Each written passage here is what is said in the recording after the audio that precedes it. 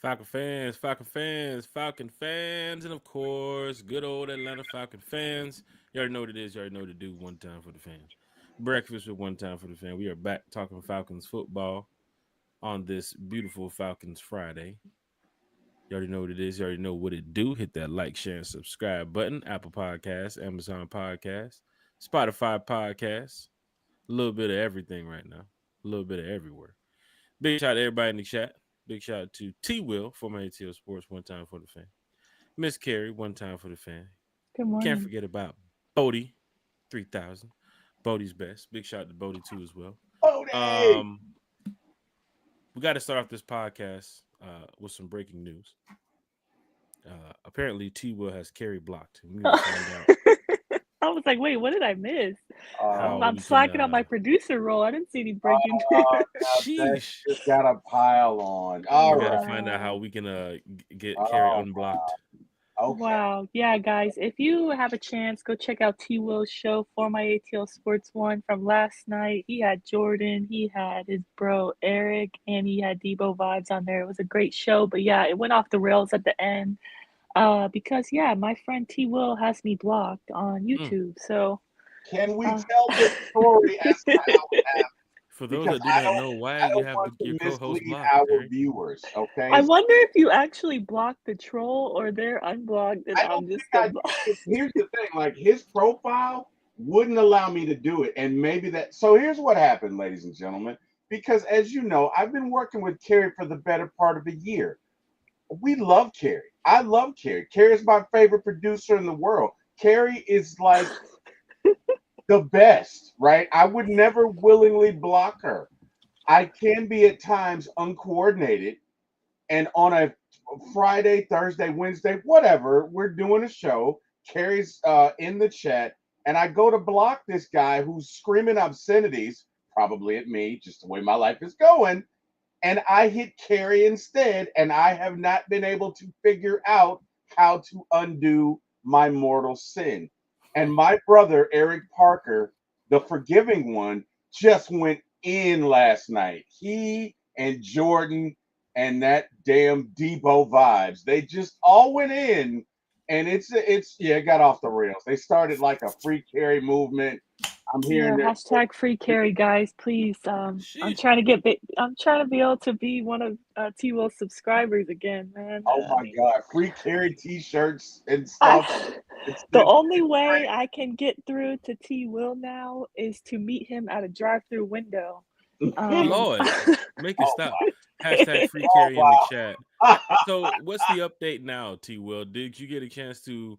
I see Eric Parker posted, you know, how to unblock Carey. Did you get a chance to unblock Carey yet? I'm getting You're into working on it. it. I'm working on it. I'm working on yeah, it. he's been working on it for like 2 weeks. I'm not gonna Oh my lie. So are god. we? So You are know, we and allowed to do this show right now because you First have her blocked? Like, is first it? it's okay, first and foremost, the first thing Eric said was this is incredibly difficult. Because he had to search and search and search and search and search and search. And finally, we got there. And I'm going to put it to the test today. I wanted to do it during business hours where I could reach out to Carrie and say, hey, can you try this? I don't want to call Carrie at 4 in the morning, like, hey, Carrie, how's it going? So that's why I did not attempt it last night. Because as we both know, the show ended late and Eric's post was like 10, 11, 12 o'clock last night. So this was So like that's true. how long has it been now since she's been Eric blocked? Like, being what's Like the count? literally like at least 2 weeks. I'm not even At least joking. 2 weeks. So, Carrie, as your lawyer represented this case, he had the time. Oh my God. He had the time, and you know what's funny? Now I remember I'm blocked, but in the beginning, it was pretty bad. You know, I always try to show support to for my ATL Sports One. So Okay. anytime, every day when he's live, I'll try to jump in the chat and write comments.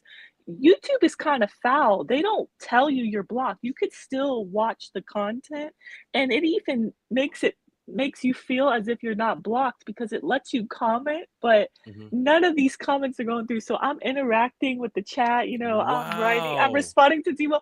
And then all of a sudden I was like, why is he not spotlighting my replies? He always spotlights my replies. Oh my goodness, I forgot I blocked. Like I've done that like Well, twice now. because I do always spotlight your replies. So you have to know it was not intentional. Yeah, I did. After I was like, oh, great. Like, I literally just wrote all these comments. He's not even going to see them. Like, YouTube makes it seem as if the person's just like, not seeing them and they're going through. But so just so you guys know, if somebody has you blocked, you'll still be able to comment, but they're not seeing it. So So, I guess what we're My getting to brother, here, Carrie and you said Terry, what? is before Sunday night show, Carrie should be unblocked, right? She Before we should get be. Yes, yes, Mr. Attorney. I believe I've just been threatened, Carrie. I believe I'm being taken into to the principal's office. And last night was such a crappy night. So we start doing the show, yeah, right? And it's great because it's me, Jordan, and Debo. And I like Jordan and Debo. They're fun. I'm fun. We're yeah. having a good time. And I like my brother too. But he was on one last night. So he comes in and we're talking about the schedule and we're predicting wins and losses. And you already know where this is going to go, Jack. Yeah, So because you don't he's have to go around the table too much with Eric Parker. You can just know it's gonna be right, 17 0. because he's in the chat, I'm like, he's gonna say he's going 17-0, and I'm gonna say no because it's not realistic and it's about to go down. And then he was like, add me And, to the show. and So that's then your brother, I so added him into you have to kind of look out for him too as well. he's It's your my brother. brother. I have no Yeah. choice but to add him. We have the same dad. I have no choice. His DNA is my DNA, so I had no choice. I think it's At the end of the show, did he ask for any change by hell any no, chance? he did not. Just Let me wanted to tell get you what he did, right? So the first thing he does is he comes in the show and begins to lambaste me for shit. not thinking that the Falcons are going to go 17-0, even though it hasn't been done since 2007 and logic is on my side. But oh no, dude, he goes in, right? And because he's my little brother, even though he's 6'3", I kind of give him leeway because he is my little brother. Okay? Because if we were the same age, I probably wouldn't have done anything, but Sheesh. I would have been really stern about not doing something. You get what I'm saying? Mm-hmm. Anyway, he was on one last night, which is why he led the charge to lambaste me regarding Kerry still being blocked. Okay? It was not intentional because they were slandering my name last night, Jack. It was ridiculous. They were like, I mean, we think it was by accident, but we don't know. it was actually really funny, honestly. It was entertaining, guys. So if you get a chance, go check Okay, it out. it was Uh, it And was they went over the schedule. It's nice to see so many different perspectives because you have Eric Parker who's 17-0. Then you have Jordan who says we're only going 9-8. I'm like, Mm-hmm. show me 8 losses on that schedule. I'm sorry, I don't see it. Jordan. And then you have Debo and T. Will who are kind of more in between. So it was a great show, honestly. Hey, I Falcon okay, fans, hit that so like, share, subscribe button. T Will. I use logic, Jack. I did not deal from emotion. Mm-hmm. Okay, because Eric's like, oh, we're going to be 17-0, and there's look it. These are human beings. And the bottom line is, you're not going to be at your best every game. There are going to be some games you lose. Okay, it's just reality. Before 2007, the last time you had an undefeated season was 1972. You know why? Two things. Because human beings are fallible. And number two, if you start to even go undefeated, everybody's talking about it. And it's the only thing you can think about. And eventually it's going to be an issue, right? But I said we were going to go 14-3, which I felt like was very progressive of me because I wanted to say, quite candidly, we were going to go 12-5. But I was afraid my brother would jump through the screen. So I Yeah. acquiesced to his hubris and I said, okay, we'll go 14-3, right? And wait a minute, what Debo said we'd go 16-1, which Yeah, again he did. is, you know, But you know what's the good thing about this whole situation as far as predicting the wins and losses is you could still go to and win the Super Bowl without being undefeated in the regular absolutely, season. Right. So just absolutely. saying. Which is, Right. and you know what? I think I started it by saying that the last time we played the Bucks in the first game, we went to the Super Bowl. So maybe this was a harbinger of good things to come. They didn't care about that. Okay. The only thing Eric cared about was that I said we weren't going to go 17-0. Anyway, we got the schedule up, Jack. I'm sorry. I just had to explain myself to the court so they wouldn't judge me because I accidentally blocked Carrie. And I am sorry, Carrie. And by Sunday, it should be rectified. It's all good. Honestly, it's just funny now to give you a hard time, to be honest. Of course. But I would like to be on block so I could support the show. Because I'm I'm literally having to go on YouTube to comment. I mean, I'm having to go on Twitter to Facebook, comment Twitter, on you. yeah. I'm working on it, man. I'm working on it. I am working on it. But Falcon yeah, fans, hit that like, share, and subscribe button for T Will for my ATL Sports. One yes, time for please. the fan. Hopefully we can get this situation situated by the end of the day or by Sunday. But big shout to everybody in the chat, man. Chat is live and lit. You know, the Falcon schedule just released the other day. So big shout to Smitty and A1 too as well for dropping by the show the other night, talking Falcons football with us for about 2 hours and some change. Great show, by the way. That was Man, awesome. it's always good to talk with, other Falcon fans. And of course they have channels too as well. Smitty Sports Machine and A1 Forever too as well. Chris Moore. But you're talking Falcons with people that, they are positive about the team too as well. They don't think this team's going to have a bad season, right? There are some people that's calling out, that we won't make the playoffs. Looking at this schedule, right? Looking at the team that we have, some people don't have faith in Michael Penix too as well. Coming off of 3 or 4 games last year and then going into the season this year. So I've seen some of the comments on social media, and it's kind of ridiculous at this point. But big shout to Smitty and A1 for coming in here and talking some Falcons with us. But looking at the schedule right now, we can go over it just a little bit more because I know we were all excited the other night about the Falcons releasing the video on social media and other NFL teams putting out their videos. The situation with the Colts, I think that's pretty funny too as well, that they're probably going to get fined by the NFL or something's going to happen to them. Roger Goodell's probably going to slam the book on them for that little video that they put out. But other NFL teams put out their schedule release on Wednesday. Terry, did you see any other NFL teams that have some pretty cool social media videos that they put out? Not really. I know the Chargers typically do. I didn't see theirs.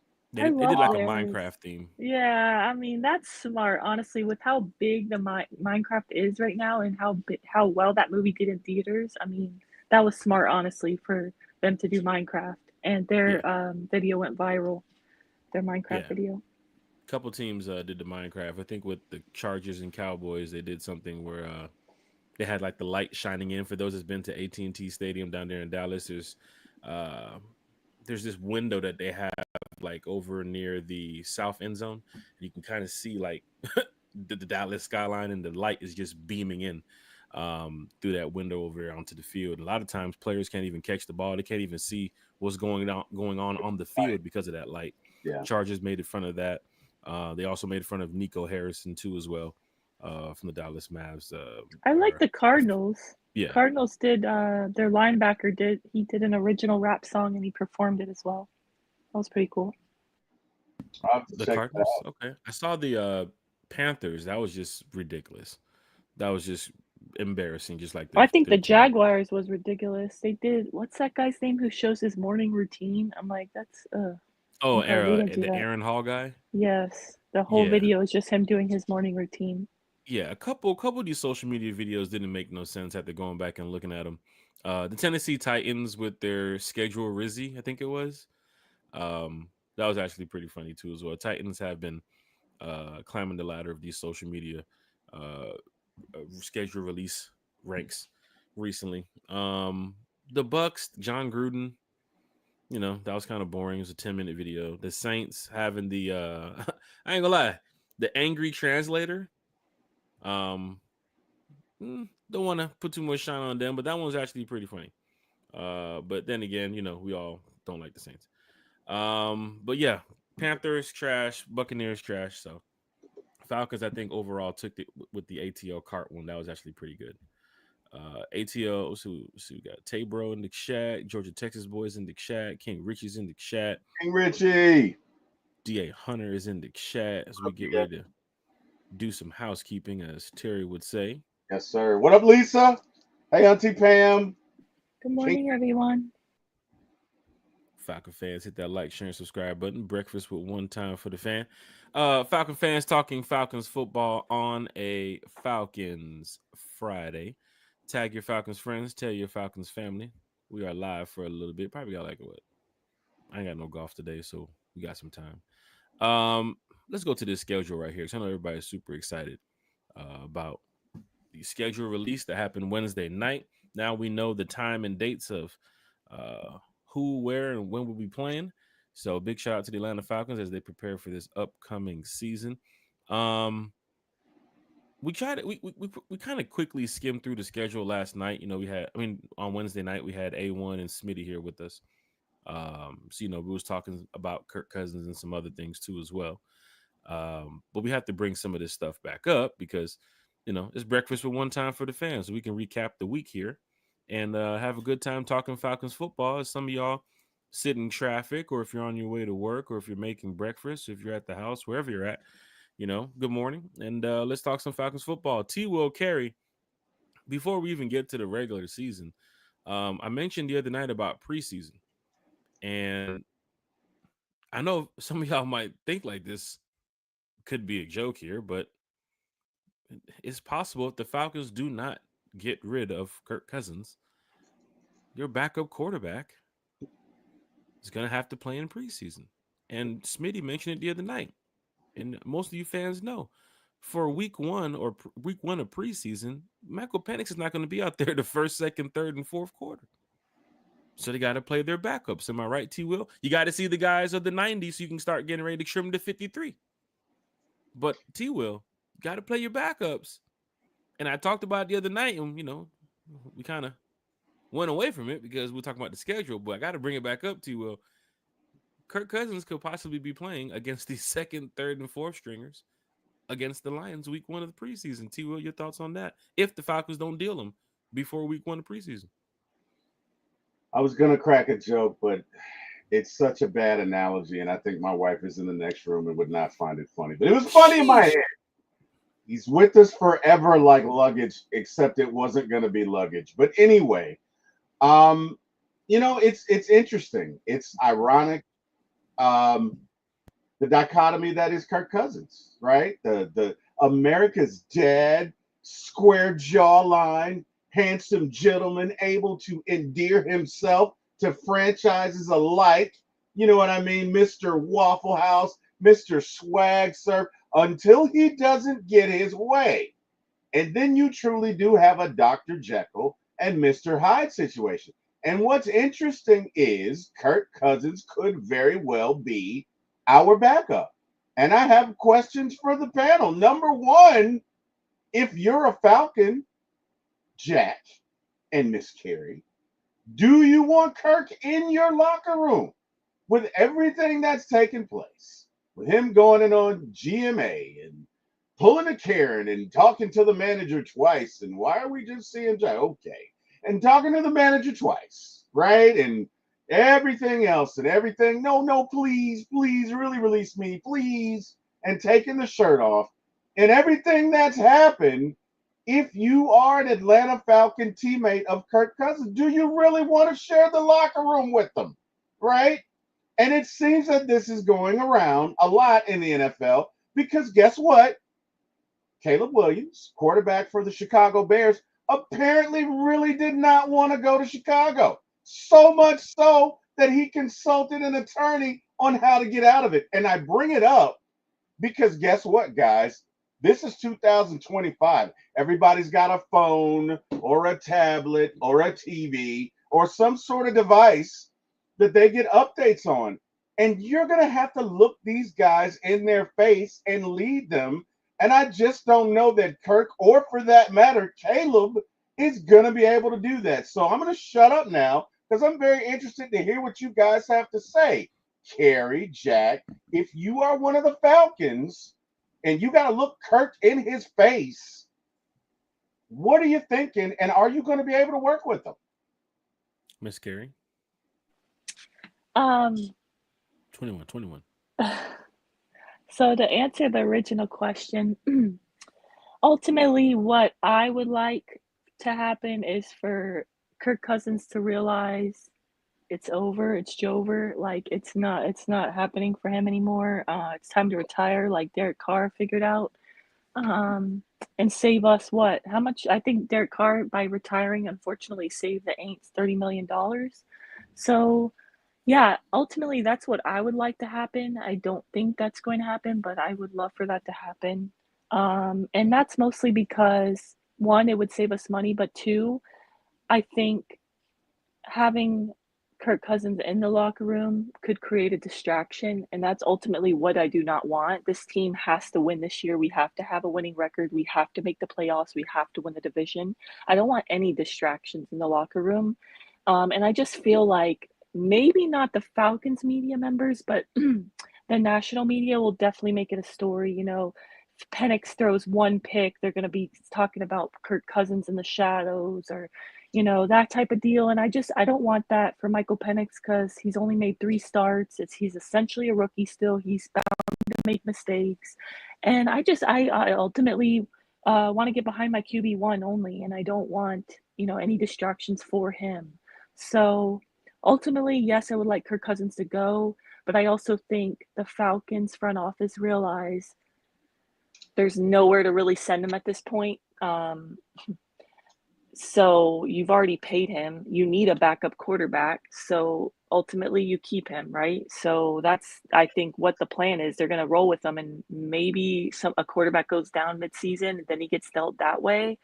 But it's all about the compensation. I saw Jesse Palmer, NFL Insider, just recently did an article, and he said that the Steelers ultimately want Aaron Rodgers, but they do, they wouldn't be opposed to Kirk Cousins if Aaron Rodgers doesn't go there. But the thing about it is, Steelers are not known to overpay players, and they do not want to take on that Kirk Cousins contract. So he has said that the only way the Steelers would take trade for Kirk Cousins, is if the Falcons pretty much paid almost all the contract, which I don't see us doing, because then we need a backup quarterback. So I think we're going to be stuck with them, honestly, unfortunately, and I don't want to be. So I hope that answers the question.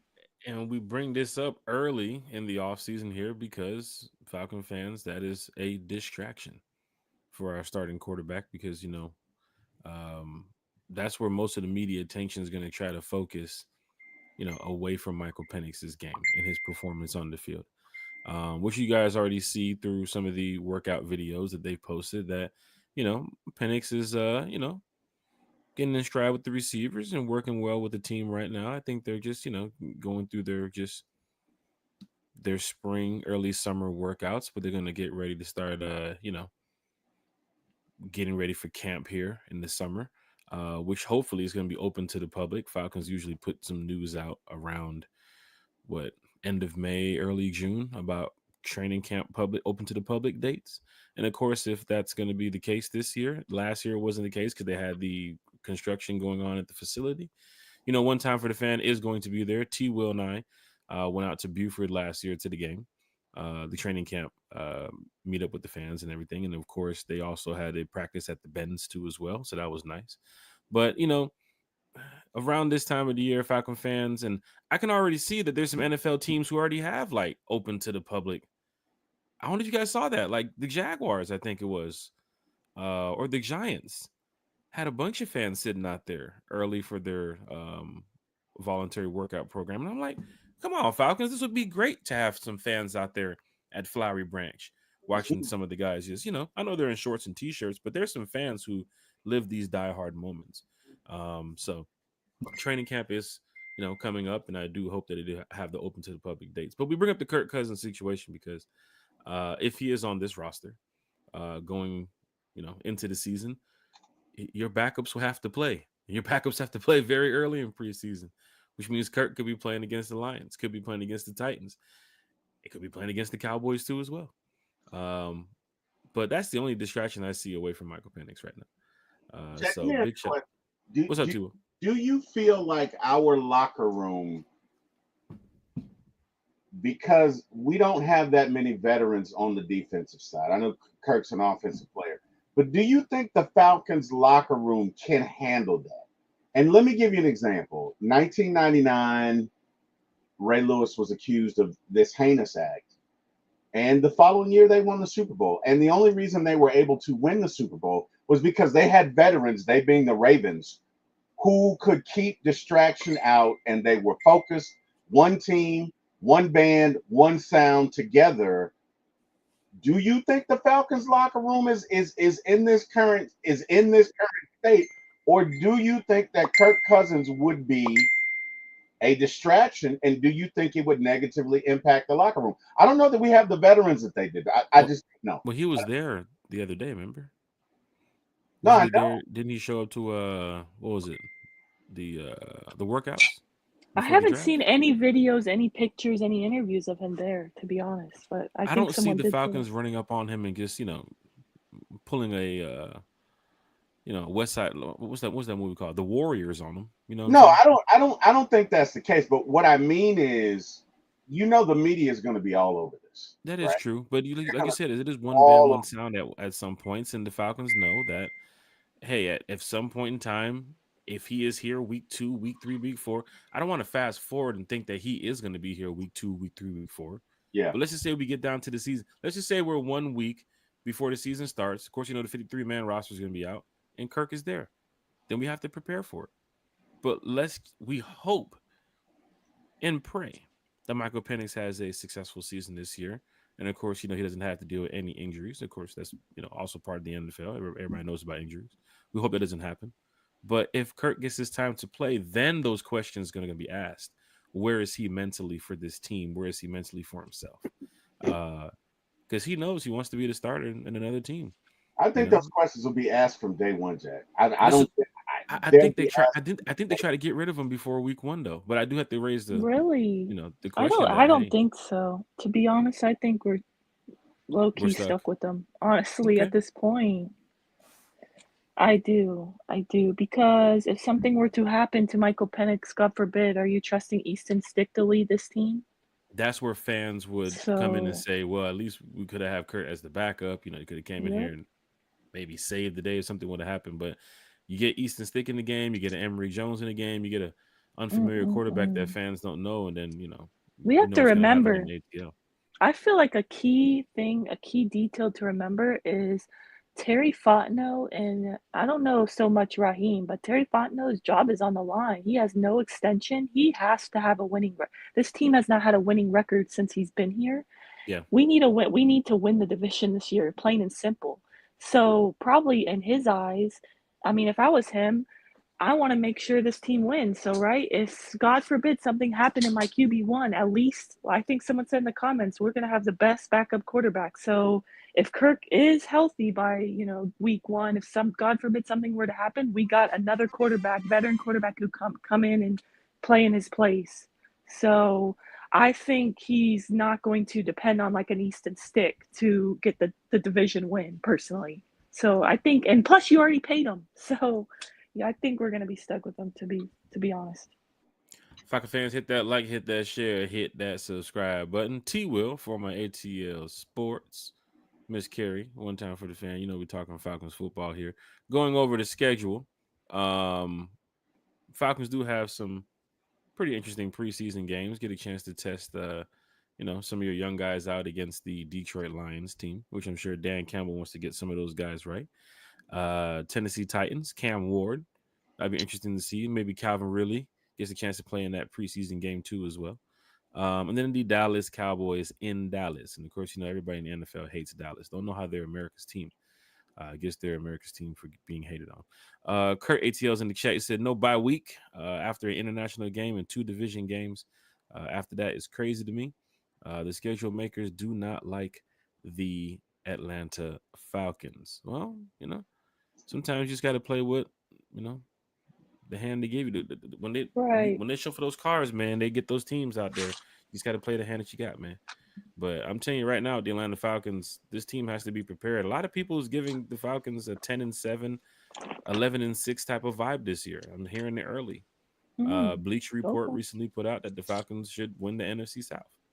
Um, and T, Will, just your thoughts about this upcoming schedule on why they should win the NFC South. I mean, we do have those international games in an early bye week, yes, But Smitty did point it out. You have a nice little patch in the season that you should rack up, 4 or 5 wins um, around that October, November time. But T, will get your thoughts, Carry your thoughts on why early reports are coming out that the Falcons could win the NFC South here. Miss Carrie. I mean, why do people believe in this team? I think because last year you showed that with good quarterback play, you can win the division. I mean, we were 6-3 when Kirk Cousins was actually playing like a QB1 in this league and not throwing 9 interceptions and 1 touchdown in 5 games. So I think they think if we get consistent quarterback play with Michael Penix Jr., especially with what we saw those final 3 games, the flashes he showed, the poise he showed, I think they believe that, it's our division to take. But I don't think it's going to be easy. I still think the Bucks are going to be in it. It will be a fight, but yeah, of course I believe we can do it, and I do believe we will do it. And to me though, the biggest issues on this team to fix this offseason was the secondary and the pass rush, and we did that. So in the draft, so I feel very confident in this improved defense. A lot of young guys though, so for me, the season is going to come down to coaching. Raheem, Nate Ali, Jeff Ulbrich. It's going to be all about the coaching. We got the pieces. You got to coach these young guys up. Yeah, that mid-season momentum you have to really get around that San Francisco after that Buffalo game, because some fans are going to kind of count you out against Washington. Then you got the bye week. Then you come back, and then you have the Buffalo game. So if you can get on track, for those that are thinking 10-7 and 11-6, and you're getting those wins really off that San Francisco, Dolphins, Patriots, Colts, Carolina Panthers game. Even the Saints too as well. I don't have the Saints being good this year. Look how bad they've had their offseason this year. Even Saints fans are kind of counting them out right now. So even the Jets game, you have an opportunity. Going back to some of the fans in the chat here too as well. Big shout out to Christy Lewis that's in the chat. Big shout out to Deshaun Hey. that's in the chat. Larry's in the chat. He said the winning record isn't on Terry, in my opinion. Well, Larry's in the chat. What up, Larry? to your point, Larry, yes, it is obviously on the coaches and the players, but can you please name a time where a GM has been at a GM of a team in the NFL for 4 or 5 years, never had a winning record and didn't get fired? Respectfully, I can't give you an example. So Yeah, or didn't get I want respectfully walk away. right. I just want to say I really like Terry. I do not want to go through another head coach GM change because that'll set back this team multiple years, and we have the talent right now on this team to win right now. And I would like Jesse Bates to extend. He only is here through 2027, or he's a free agent in 2027. So if we want him to extend, we got to start winning, right? Got to sell him something. I mean, downtown looks nice, Right. but got to win some games, man. Right. So I think he wants to be with the contender. So if we want him to extend, we got to show that we can be that. And yeah, I really do like Terry. So I don't want it to be like confused that I'm not supporting him. I just feel like 5 years without a winning record, they usually, you don't get another You hit chance. the And can. yeah, and it's It's nothing the against it. It's NFL. just It's what it is. business too as Yeah. well, and we all understand that it's business. I know Right. we're all talking Falcons football here, and that's the good thing about One Time for the Fans, from the fan for the fan. But yeah, a lot of people have Raheem on the hot seat, even if they have a losing season. And here at One Time for the Fan, Terry, Carrie, chat, we like to keep it positive when we talk about the Falcons. But then sometimes we have to raise some, questions and concerns about some things. But let's just say the Falcons do have a, not so interesting season, I guess. A bad season. Raheem is on the hot seat. Terry is on the hot seat.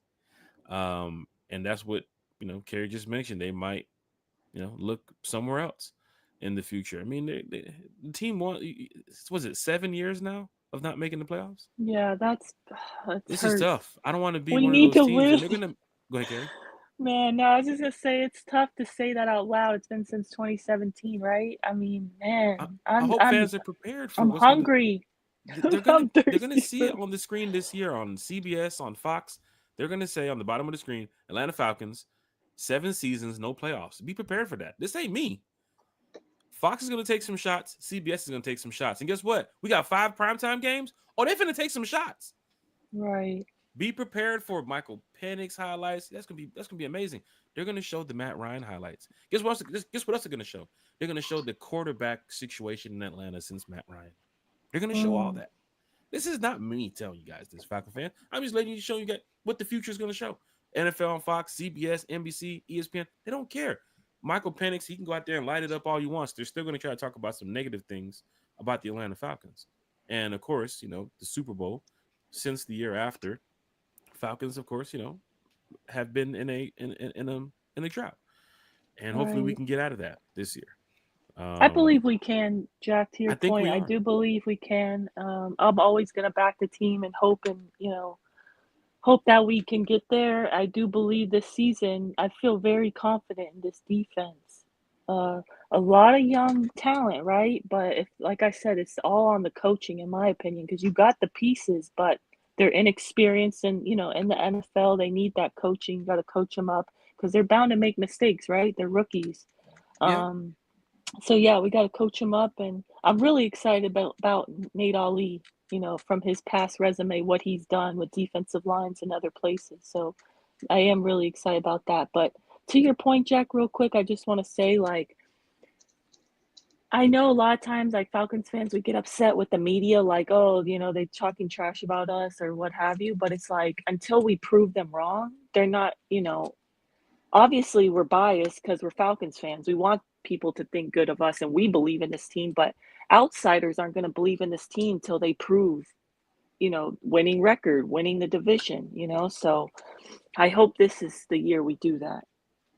this definitely could be the year. I think we're going to win the South and get back to the playoffs. But fans calling 10-7. Bleacher Report called 10-7. Heard some other podcasters, content creators, and people saying 11-6 and so on. Some people said 12-5. So hey, man, let's go out there and get some wins this year. Looking at the schedule though, man, it's gonna be exciting. I have to get out the whole preseason thing. Got week 1 against the Bucks, division rival. T. Will, we played the Bucks back in what was that 2016, the Super Bowl year? 2016, the Super Bowl year. Yes, sir. Okay, So it is okay. funny how history repeats itself and aligns itself. We were in the second year of the Kyle Shanahan regime. We are Mm-hmm. currently in the second year of the Zach Robinson regime. We were talking about Terry, but Terry has quietly assembled one of the greatest offenses currently in the NFL with the additions of Kyle Pitts. I'm going to say it. Drake London. I'm going to say it. Darnell Mooney, Tyler Algier, that man, Bijan Robinson, and About to say Michael you Pittman. can't forget about Bijan now. So I mean, say what you will about him, but he's had some drafts where he has assembled some weapons. Sometimes in this business, you have to be a little lucky, and the Falcons have not been lucky. Also, last year, I think they were mismanaged. I think that we kind of talked ourselves out of about 3 victories. Mm-hmm. By hook or by crook, by whatever decision or lack of action that was taken, I think we probably should have won 3 more games than we did. Now, currently, it's water under the bridge. I hope that Raheem did learn. No matter how good of friends you are with the guy, either he can cut it or he can't. I think Jimmy Lake should have never been hired, quite candidly. He was not ready to be an NFL coordinator in this league, and he showed that. Especially And up some of the defensive coordinators we had to interview. Like Raheem had an opportunity to bring in some really good defensive coordinators correct, here, but he chose Jimmy Lake. So correct, correct. So, again, hopefully, and Carrie alluded to this earlier when she was talking about the smartest guy in the room thing, because quite candidly, Raheem is a very intelligent guy, mm-hmm. very cerebral guy. But the problem with cerebral guys is they tend to overthink things, right? And they also tend to not like to be scrutinized. So last year, not to bring up old history, but last year when he doesn't call the timeout, I completely understood what he's thinking. Look, you got a rookie out there.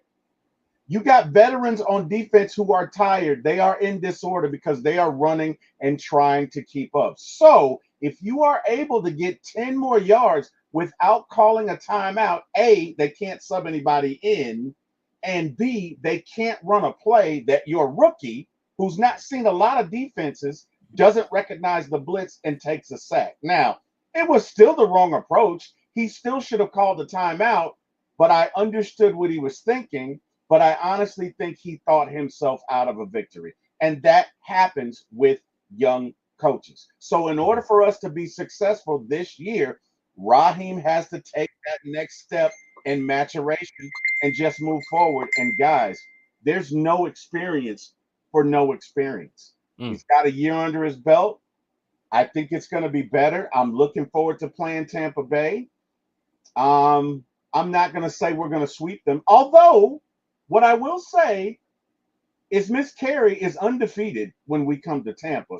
So theoretically, if we beat them in the first game We should be and, able to beat them in the second game. Yes. and Carey goes to the second game, we would have to keep the streak alive, would we Which we not? did sweep them last year too, as well. I Right. mean, We would, and how sweep it is. some teams So in the yeah, NFL will be taking a step forward. Some teams will be taking a step back. There are some people who believe the Chicago Bears will be making the playoffs this year. Some people will don't they? believe. Some people believe that the Detroit Lions will not be as good as they've been the past 2 years. Of course, the 49ers too as well. You saw where they were in 2023 versus where they were in 2024. A lot of teams take step forwards. Some teams take step backs. Country, I was talking with him the other day. And he was mentioning, there are some quarterbacks who have these sophomore slumps after their rookie year. And you've seen the, highlights of Jaden Daniels. And there's, let's just say Washington starts out 1-4 or 2-6. Commander fans are going to be like, where's the Jaden Daniels we saw last year? So every year is different. But looking at this team, looking at, the way Raheem and Jeff Ulbrich, I was about to say Jax for a second. I was about to say Jax Ulbrich. Uh, Jeff Ulbrich, of course, Nate Ali, the coordinators, Jerry Gray. Um, I think the Falcons are going to be on the rise this year. I can't wait to see what they do on the field. Of course, week one preseason is some months away, so we have a lot of time ahead of us to talk Falcons and, of course, go over camp, training camp battles. Those camp competition battles are going to be big this year. But big shout out to everybody in the chat. We want to go ahead and get to some more housekeeping here. 82 Monte Carlo said, where are y'all finding game tickets to Germany? I got the email from the season ticket holders from the Falcons, and I think there's like the link. You go to NFL. Wait a minute. What is this? Team ticket. Oh, I'm about to say the Falcons just text me about some stuff. They're talking about like those AT&T unplugged and all those type of things. Yeah, if you go to your season ticket holder account, Monte Carlo, you might be able to see it there. If not, then I'll send you a link. Let's see here. I just had it too. Was that Wednesday? Oh, here it is. NFL.com/Berlin. NFL.com/Berlin. One time for the fan, from the fan, for the fan. Carrie, you good? I'm good. Just want to say also shout out to King Richie. He said he has to hop off, but he said he'll catch the rest later. Hope you have a good day. Thank Hey, you for big shout out to tuning in. King Richie. We're going to do some housekeeping here as we catch up. Jay Balmer's back. He said, your Panthers guy is back. Greetings and salutations. Big shout out to Jay Balmer. We're going to talk Hi, about the Jay. Falcons' schedule. Of course, it was released the other day with all the other NFL teams, and everybody's excited, Jay. So your Carolina Panthers, I'm sure you're thinking they're going to make some noise this year, but you got to get past the Atlanta Falcons too. And I guarantee you it's not going to be like the last game of the season when Jimmy Lake pretty much I destroyed think the so defense. many Panthers fans do think that. It's crazy. Like I think some Panthers fans on feel like, yeah, Twitter, that last game of the season, these are the real yes, Panthers, and those Falcons are pretty bad. You guys have no idea what was going on right. That's why I here in keep Atlanta telling with Jimmy Lake. them. They're Yeah, all in my mentions on Twitter, like how they're going to like literally sweep us, and they think they're gonna be, you know, they act like they're going to the Super Bowl this year. They have a lot of confidence. So yeah, they did yeah. have a great draft, but I still don't think they're gonna be all that. But we'll Well, see. it's a totally different team. I mean, you gave 4 years, $27 million to a wide receiver who doesn't watch film. Big shout out to Jay Bomber though, because he's been here in the chat talking NFC South football. We'll say that because he is a Panther fan. And he's been here, like I said, just talking with Falcon fans. He just hasn't been disrespectful. He's a cool fan. So big shout out to Jay Bomber. Yeah, shout out to him. Pamela Johnson's in the chat. I'm excited to see who our potential leaders on offense, defense, and special teams. We'll definitely be talking about that here on One Time for the Fan. Jack, to her, Miss Pam's point, that picture where it showed the 5 players on the schedule release? I'm wondering if those might be our, those might be our captains. Yeah. And then the special teams, I don't know if it's cool with the German guy. We'll see, right? I mean, the German guy's kicking 60-something yarders right here, Carrie. Who definitely has some competition. Competition's coming up, y'all. Camp is coming up. Christy Lewis, you are so right, Carrie. No one talks about how restructuring from GM could cost us again what we have experienced to this point. Christy Lewis is in the chat talking Falcons football. Let's see. William Amy in the chat. He says 7 years, bros. That's sad. Oh yeah, we know about them years, man. This is tough right here. Well, you know what, Jack? I tell you what it illustrates, right? Do you know who the number 2 defense was last year in the NFL? The number 2 team in defense? Yes. Oh, man, I was just talking about this the other day. Was it the Vikings? No, it was the Titans. Yes, the Titans. It was the team with the first pick in the first. They didn't have a quarterback, right? Yeah. You can have one of the best defenses in the league, but if you don't have a quarterback, you're not going to win. And let's be honest, the Falcons have not really had a quarterback until now. So you weren't going to win without a quarterback. You went through Marcus Mariota, which I'm not going to. Marcus is who he is. Ritter is who he is. Matt was on the decline. And all respect to Matt Ryan, love him, first ballot Hall of Famer, greatest Falcon quarterback ever. But that last year, he was done. And even in a done state, Matt was still better than what we had up until really last year. You're not going to win without a quarterback, right? So let's be real. First year Terry gets here, what's his job? To dismantle what's already here. Let's get rid of Matt's contract. Let's get rid of Julio. Let's declutter, right? Let's pull up roots and let's rebuild. And he's done that. I don't think he was thinking about 5 years later, though, that this is going to be but look at it.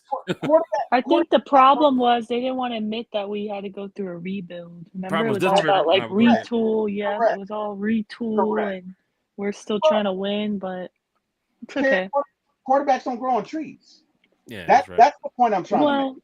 True, but we clung to Desmond Ritter, in my opinion, way too long. And it cost Arthur Smith his job, honestly. Just do another pick. Go ahead. Oh, wow. I don't even think he's on a team, to be honest, as a backup. He is not on the team right now. Oh, okay. I have no idea where he is.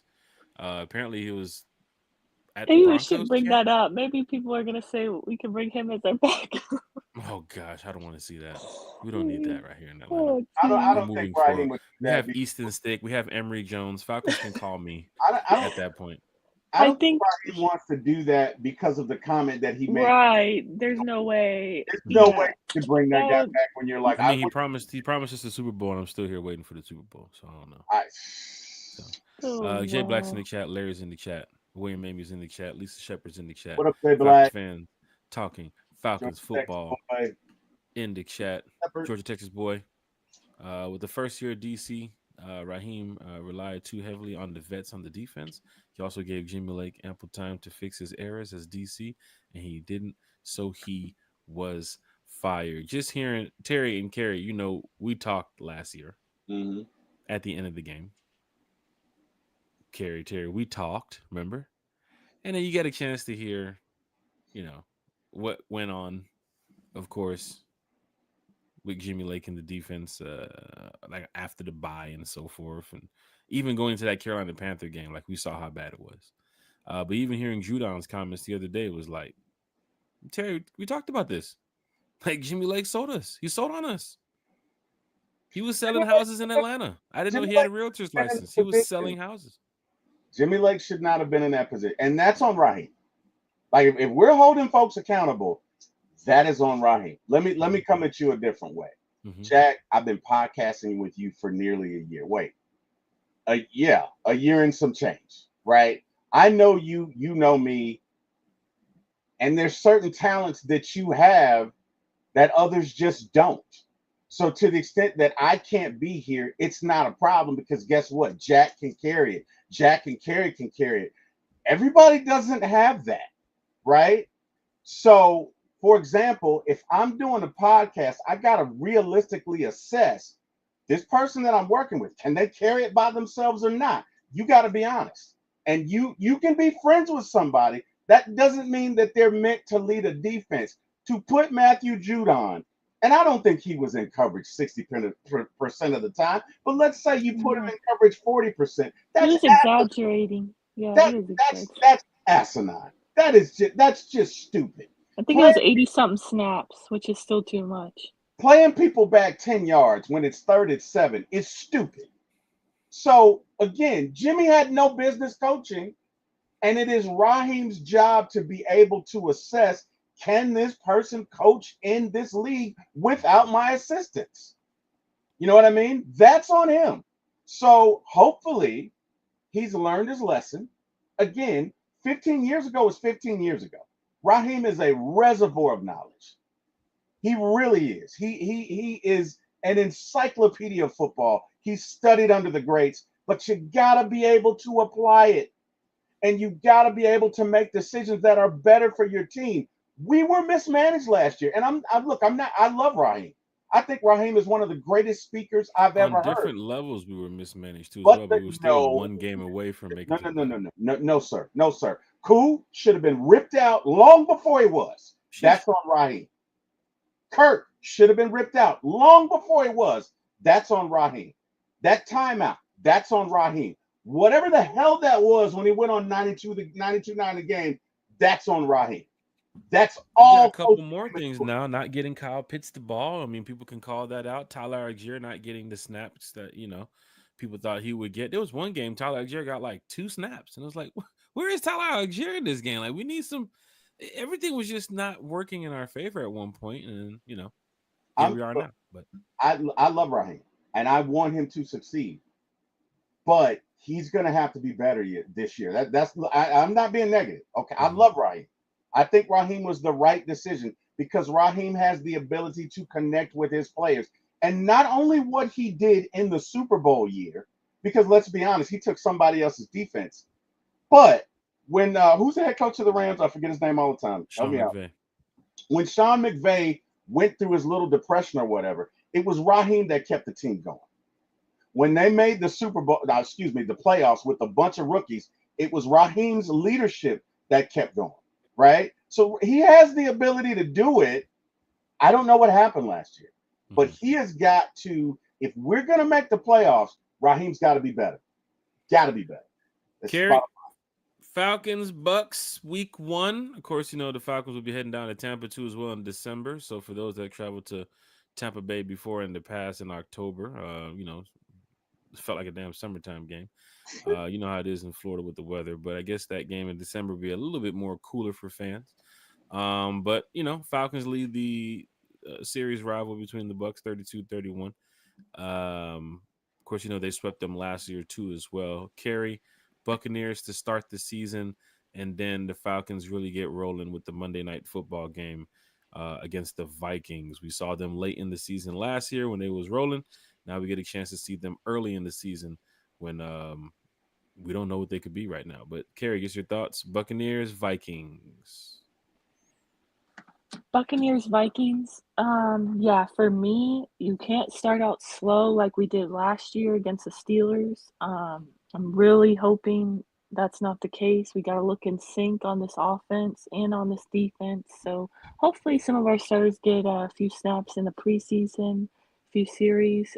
That way, they look like they're ready to play week 1 because it is a division opponent, and it's not just that, but it's the team that's won the division the last, what, 3 or 4 years. So you really do need this win at home. Um, because the Thursday game, I believe we're coming off a short week. There's only 4 days between the Seahawks game and that Bucks away game, and we're Mm-hmm. traveling away. So it's a short week, away game. So yes, I'm planning to be there. So hopefully that helps a little bit. But Gotta keep your streak still, yeah, I gotta keep my streak going. So for me, you got to go 1-0, start the season with a statement. Show that, yeah, we swept you last season. We're going to do it again this season. So start out 1-0 at home. And then I think that would give our team the confidence heading into a prime time Sunday night football away game in a very hostile environment down there in Minnesota, Mm-hmm. um, which they have a very good defense. Yes, they have a question mark at quarterback. Um, but he does have the weapons. He does have a really good coach. So it's not going to be easy. So I do think it is a must-win game week 1 to give our guys that confidence heading into week 2, because you can't Right. start out the game. You can't start out 0-2. So Right. yeah, let's start out 2-0. Falcon fans, you saw how difficult it was last year playing against the Vikings in Minnesota, and Minnesota has given us, some trouble in the past too as well, playing them randomly. You might see them on the schedule like, oh, we got the Vikings. Yeah, you definitely have to prepare for a team like that, because I can tell you, being out there in Minnesota the It's past 2 hostile, years, right? it's very hostile. I mean, I can Yeah, tell the you that fans are. that fan Yeah. base shows up. They are there on time Jack. And not in just their that, seats. Jack. That's their first home game of the season, so that's their home opener. So you already know it's Yes. going to be packed out and loud. Was Yes, it and of was it course difficult? they do the fireworks and all that type of stuff too as well. They do that loud horn. Last year was around like Christmas time when we went, so they had like the Game of Thrones theme with like the winter, like the snow going through the stadium, and it's like, Oh, that's what the heck? cool. It's That's like kind of then cool. they put on a good performance now, a presentation before the game starts. And of course, when the Vikings run out the tunnel and all that type of stuff. I've been to 20 stadiums. I've seen this, multiple times. But the Vikings do a good job of, you know, showing people what Minnesota is about, right? It's one of those cold parts of, the north that you go up there and it's like, even in September, it's going to be cold probably. So just be prepared for that too as well. But it is a Monday night football game. Falcons prime time. They gave Falcons 5 prime time games this year, plus an international game. And apparently, we're going to be playing in the Super Bowl too as well. So you can count that as another one. You see, I had to throw that in there. Jack, What's up, question. T-Will? Was it difficult? What? Well, we were tied going into the fourth quarter. I can tell you, first quarter, second quarter, third quarter, as a fan sitting there Mhm. in the stands, it was a bit tough to watch. The Vikings also early in that game, you know, they could have scored a couple more. Remember, they went for it on fourth down. They didn't get it. I think they missed a field goal too as well. Mhm. I believe we had an interception too on Sam Darnold early in that game. Mhm. But we gave up some ridiculous touchdowns. I mean, a lot of their touchdowns that game were big plays, right? The Jordan Addison touchdown first with 2 or 3 defenders watching them and everybody's looking up. They don't see it. The other one with the blown coverage too as well, with Justin Jefferson, Mhm. right? I mean, it was 21-21 at one point. I was talking hella shit in Minnesota. It was 21-21 in the third quarter, Jack. So really, they outplayed us for a quarter. But But when I walked out of the game because I had to go catch my flight, it was 31-21. no, I get it. I get it. But my point is, we did this with basically Kirk with no arm, Right. and really a substandard defense coordinator. Right. Right. We've reloaded on defense. Mm-hmm. We got Michael Penix. We're gonna kick their Mm-hmm. ass. I'm just Yep. gonna say it. We're Yep. gonna go in there and we're gonna kick their teeth in. Yeah, and seeing the Falcons sweep the Bucks last year, and then starting out with the Bucks this year, a lot of fans, kind of look at last season and look at this season. There is a lot of players that's still on the team for the Bucks and on the team for the Falcons too as well. So these players do know each other. It's that NFC South rival. But I do think we can beat the Bucks again week 1. Some people are counting this out like, oh, we got the NFC South chance they're going to beat us. Nah, I think we beat the Bucks. And then week 2, you don't get the Vikings late in the year. Like last year, they were what, 12-2, 12-3 when we saw them. Like they were pretty good. They were a pretty damn good team. And you should have seen it was tough to get tickets and everything because Viking fans believed Sam Darnold was the answer, right? But sure enough, he was not the answer. And now he's gone to Seattle. We get a chance to see them later on in the year. But I have the Falcons even starting out 2-0. I I don't. think I don't think we lose until Buffalo. so. That's the cool thing about going over the schedule right here. Wow. because the Falcons, I have them going 2-0, and then of course week 3 carry. Here comes Jay Ballmer and the Carolina Panthers now. Um, I'm sorry, we're heading up to Carolina, but Carrie, the Falcons even still have a chance to go 3-0. I mean, this is the Carolina Panthers. Eric Parker said it's like another bye week. Damn. Oh, that's tough. I don't know, No guys. disrespect, Jay Ballmer, but Eric Damn. Parker said it's another bye week. Yeah, Go ahead. I'm not doing. I'm not. I you know what? That's my brother. God I bless him. would, I would No. say the Aints, maybe another bye week, but I do believe that if Bryce Young plays how he was this past season towards the end after he was benched for Andy Dalton, I do think they improved their offensive line, improved their defensive line. They killed it in the draft. He has a wide receiver one now. He didn't have that. I don't think they're going to be a slouch. I'm not going to lie, but I think the Aints will be a slouch. That's like a bye week for me, but I don't think the Panthers are going to be as easy as people are making it out to be. I ain't gonna lie, Yeah, I I had a agree. division Falcons, Panthers, Bucks, Saints this year. Loki. I Falcons, Panthers, Bucks, Saints. Terry? no, I agree with Kerry. I don't think the Panthers will be a pushover. Now I'm gonna be honest with you. I see this Falcons team winning, losing 3 or 4 games. I'm gonna tell you who I see them losing against. Number one's Buffalo. I think we're going to kick Washington's ass, damn it, because of what happened, all the shit Raheem went through because of that damn Oh, timeout. I think he's T gonna. Will. I think he's gonna whoop their ass. Them being he's gonna whoop them into shape after we kick Carolina's ass because Can we're I gonna. say, T. Will, you sound like Bijan Robinson. I don't know if you guys saw that clip yesterday where he's talking to that streamer where they made a bet that the guy, he's a Commanders fan. He said if you got to be a Falcons fan for the day if we blow you guys out. And they said that Bijan believes we're gonna win by 20 plus points. I'm like, I don't know about Mm. all that, Yeah, but wow. we're gonna. Let me tell you something. We got guys that can get to the quarterback. We got guys that can defend. We got linebackers who can run. We filled every need we had, and we still got badasses on the offense. So I think we're going to kick the shit out of Carolina. I think we're going to beat Washington. I think that Buffalo's probably going to catch us at the right time. We'll lose to them.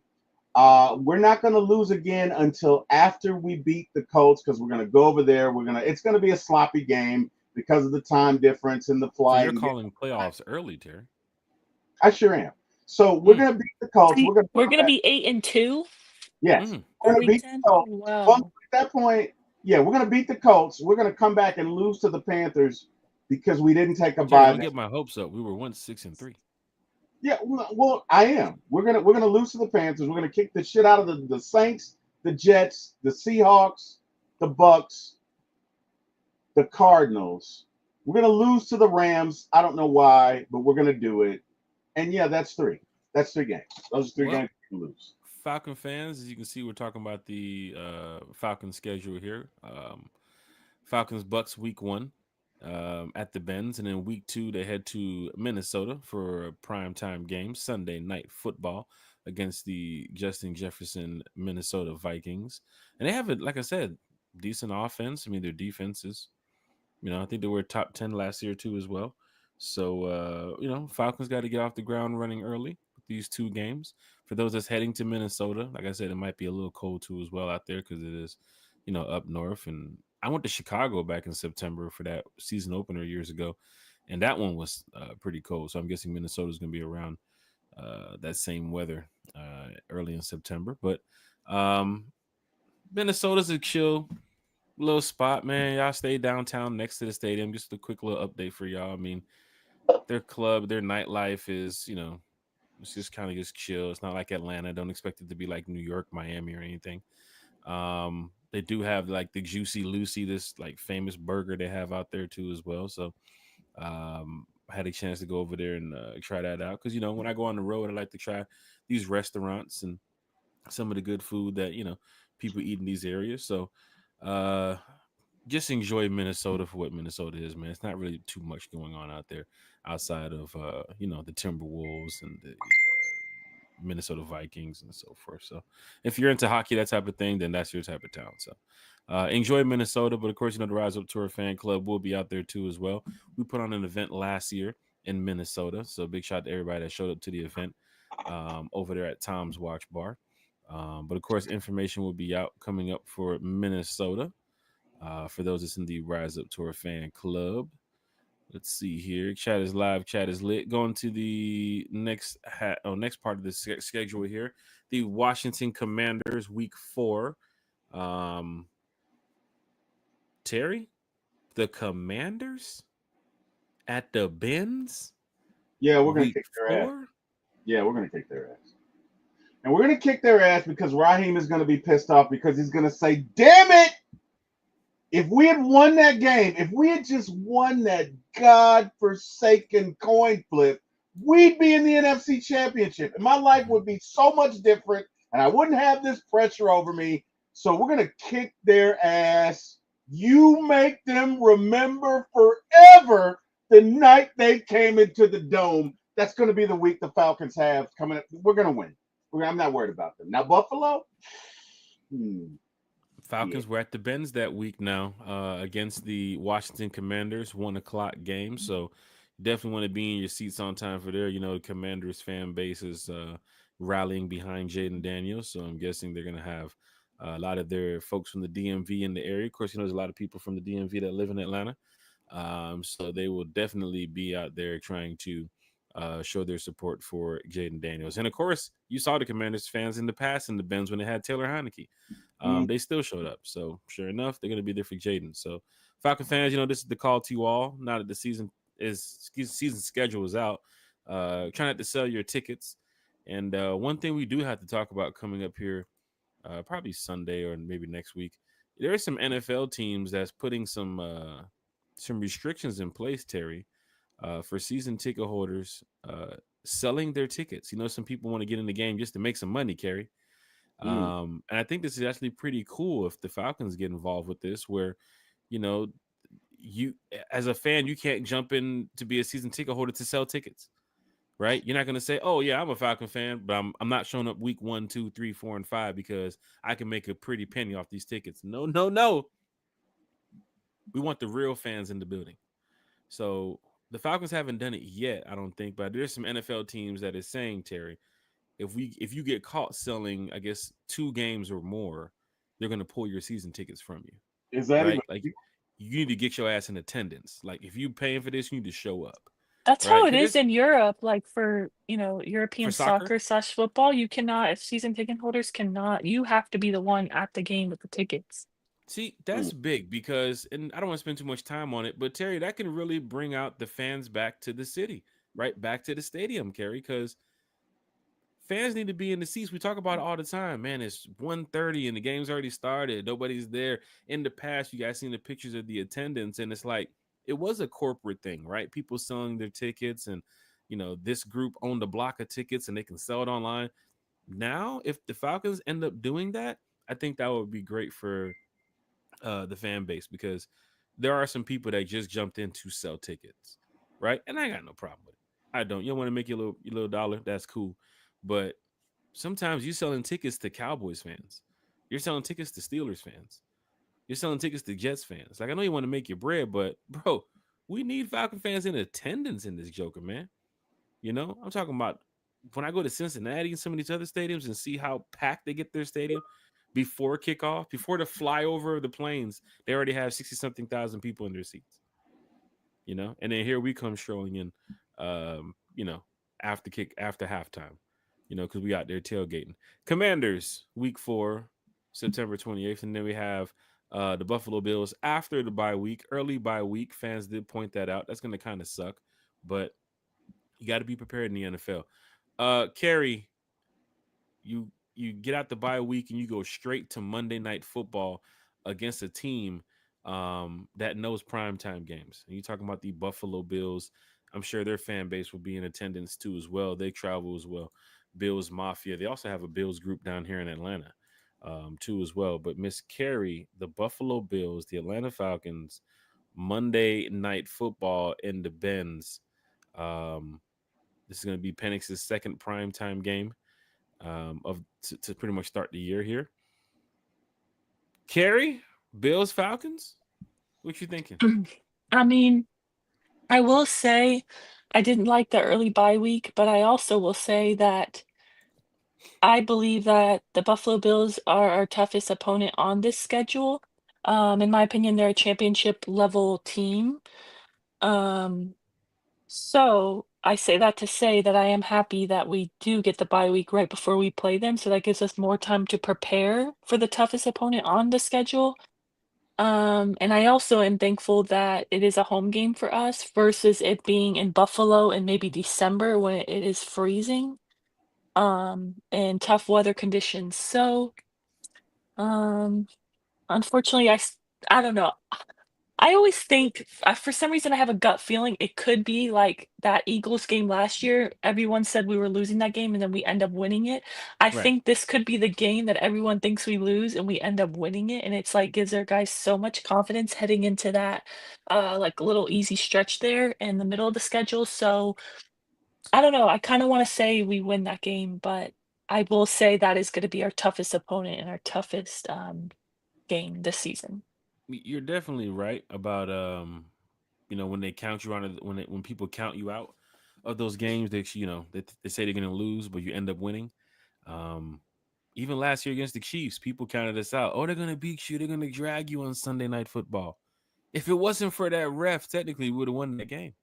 Mm-hmm. That was a touchdown. That was pass interference. Definitely passing We the would have field. went back there and scored two as well. And then Kirk was, I don't want to give him too much praise, but that was at the point where Kurt was, getting more familiar with the offense. You saw what we did the week before that to the Eagles, a team that they said we were definitely going to lose to on Monday night. So Falcon fans, it's possible that the Atlanta Falcons can come out there and beat the Buffalo Bills at the Benz. And if you do start off hot, Falcon fans, if you do start off 3-0 or 3-1 or 4-0, this should be way more Falcon fans than that. Buffalo Bills fans should be paying top dollar to get into that stadium to see the Atlanta Falcons play the Buffalo Bills. This ain't like the Steelers in the past, right? Like, we know the Bills fans travel well, but Falcon fans, y'all own these seats, man. PSL holders, man, y'all own these seats. Y'all ain't got to give up these tickets so easily. Y'all know how I am, man. I want all my fans in the building. I don't want to see away fans in there. Going to an Atlanta United game and then going to a Falcon game is totally different. Like, even Atlanta United with their losing record, they're still going to have 45,000 soccer fans in there tomorrow. All United. Soccer's just a different culture, though. Jay Balmer's in the chat. He said, how about this? I'll be fair. He said, Falcons and Panthers will both be in the playoffs, Tebow. Jay Black's in the chat. Tebow prediction to the football god's ears. Sheesh. Jay Black is in the chat. A1 Forever is in the chat. Lisa Shepard is in the chat talking Falcons football. All right, let's go back more over the schedule here. T-Will, after the Buffalo Bills, you get a Sunday night football game in San Francisco, and then you have the stretch that Smitty was talking about. This is where you can go on a run here. 49ers, Dolphins, Patriots, Colts in Berlin, and then come back to play the Panthers and the Saints. T-Will, that could be a win streak, in my opinion. Thoughts for that, T-Will? I think it will be. Now, don't get me wrong. San Francisco has never been an easy place to play for the Falcons.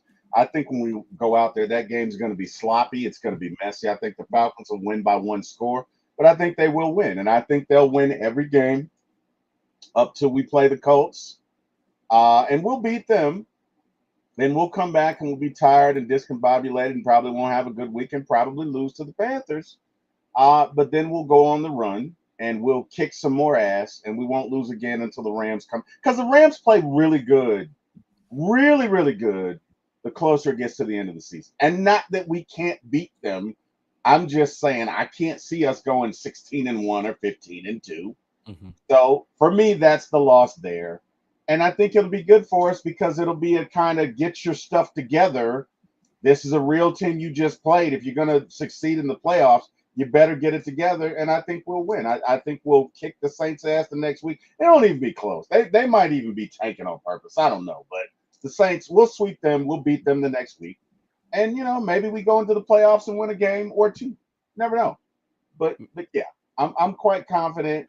I don't foresee any issues with the Saints or the Jets or the Seahawks or even the Bucks at that point, because people don't realize Penix was just getting started last year. He hadn't even have his legs up under him yet. He was just getting started, and he was slanging that thing. Okay? You give Zach Robinson a full year with Penix, man, watch out. Watch out. Now, I know you have. See, every time the Falcons tweet something or they retweet something or repost something, I just keep looking down. Now, you have an 8-9 Falcons team from last year, right? And of course, we were very close to the playoffs. But, some fans are pointing out that you're playing a Dolphins team that was 8-9 last year, T-Will, right? You're playing a Jets team that was 5-12 last year, T-Will, right? You're playing a Patriots team that was 4-13 last year, T-Will. Even going back to 2023, you're playing a Patriots team that was 4-13, a Jets team that was 7-10. Right? So you have a team that we have two teams right there that I know they did get some wins, but fans are expecting dubs against these teams. Now, once again, it's a different year now. So, of course, we don't know what could happen. The Bills could be the bad team this year, and the Jets could be winning the division. We don't know. But just looking in the past, there are some teams that, have been fighting to get out of the, we suck category. And we're playing some of those teams this year. Even the Indianapolis Colts, they went 8-9 as well last year. And then back in 2023, they went 9-8. Now, of course, this team has also had some quarterback issues that they're dealing with. And I don't know how Colts fans feel about Anthony Richardson, but we have some decent quarterback matchups as well this year. Michael Penix going up against Baker Mayfield, of course.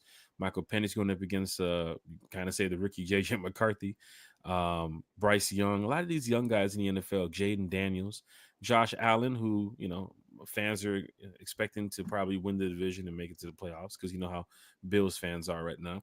Brock Purdy, don't know how they're kind of dealing with him in San Francisco. I don't know if he's the future there. Tua by week 6. Some would say, if Tua can stay healthy, he would be the quarterback by week 6. But if he takes another hit like he did last year, he might not be the quarterback at that point in time. Drake May, week 9. They've been through some quarterback situations. Could Drake get benched by week 9? Week 10, the Colts, Anthony Richardson, I just mentioned that. Like, Anthony Richardson's been benched. He's been injured. He's been banged up. The New Orleans Saints, they don't even want their quarterback. You've seen their fan base. And Derek Carr just retired too as well. The Jets with Justin Fields, sleeper game. You got to watch that because Justin Fields has beat us before in the past.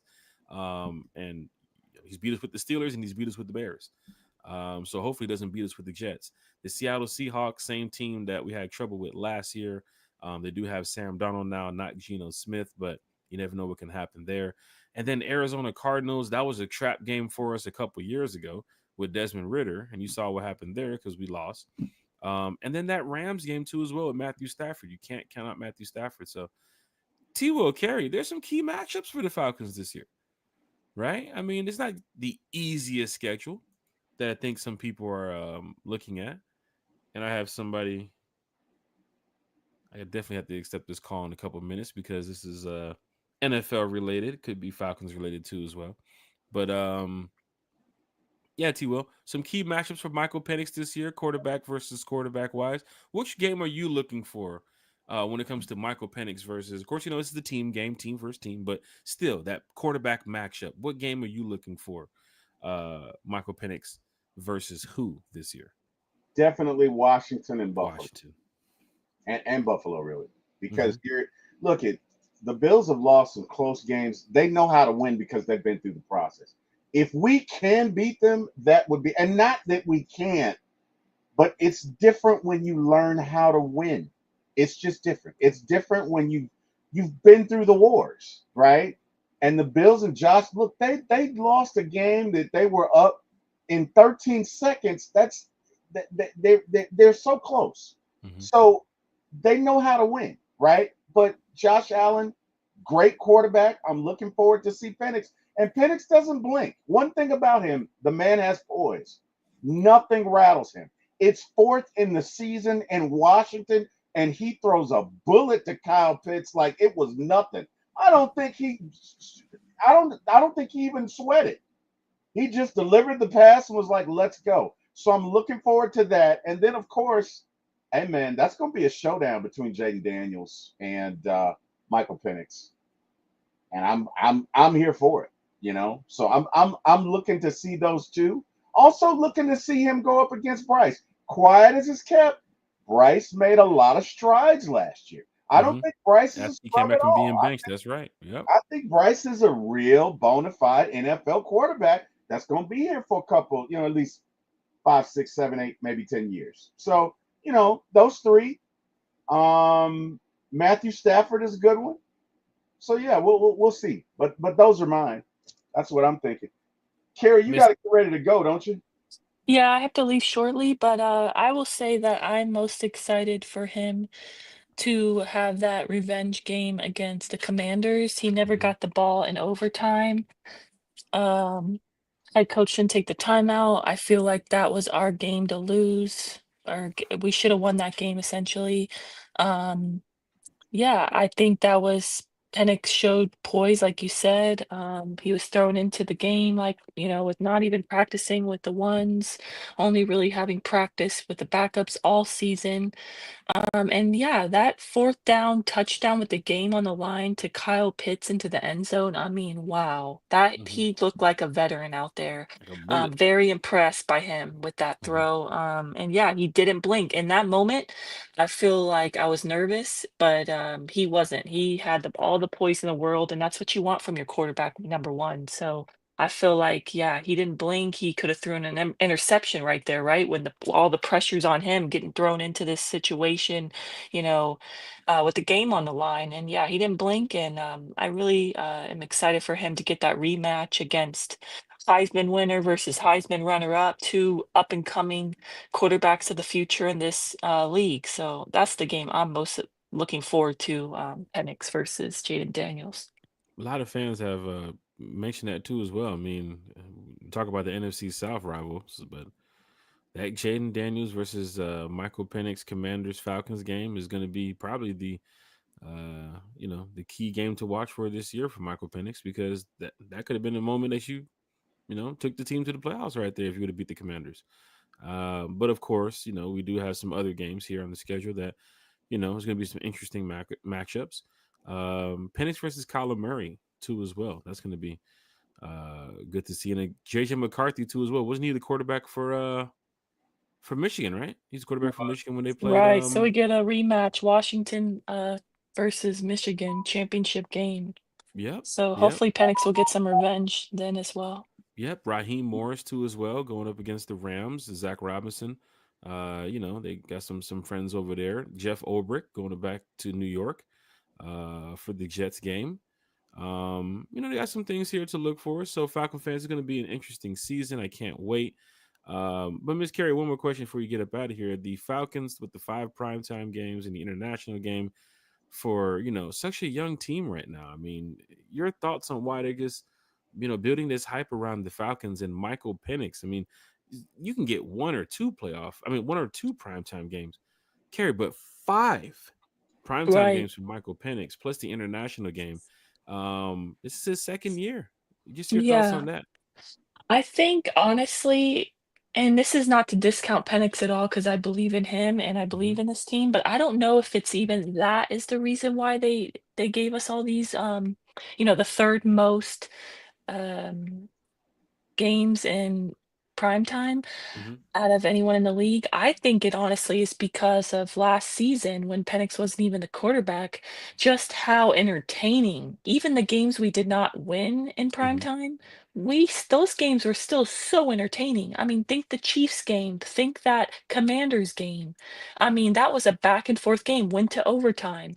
That Chiefs game, I mean, it came down to one possession against The Super Bucks Bowl. overtime Yeah. game too, when we Cordell Yeah. Hawk scored. Yeah. Oh man, walk-off touchdown, Cordell Hodge.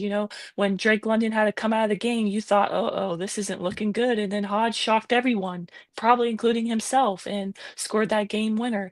I mean, we provided some very entertaining games in prime time last season. So I truly think that's what it is. They saw, wow, even when we didn't win them, we still provided great TV, great Mhm.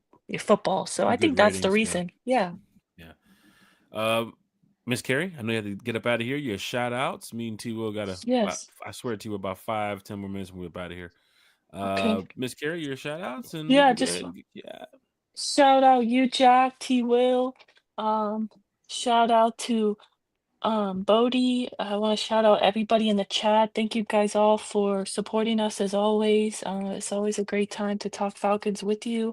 I hope you have a great day, and I hope to see some of you guys at some Falcons games this season. Have a great weekend. Thank you.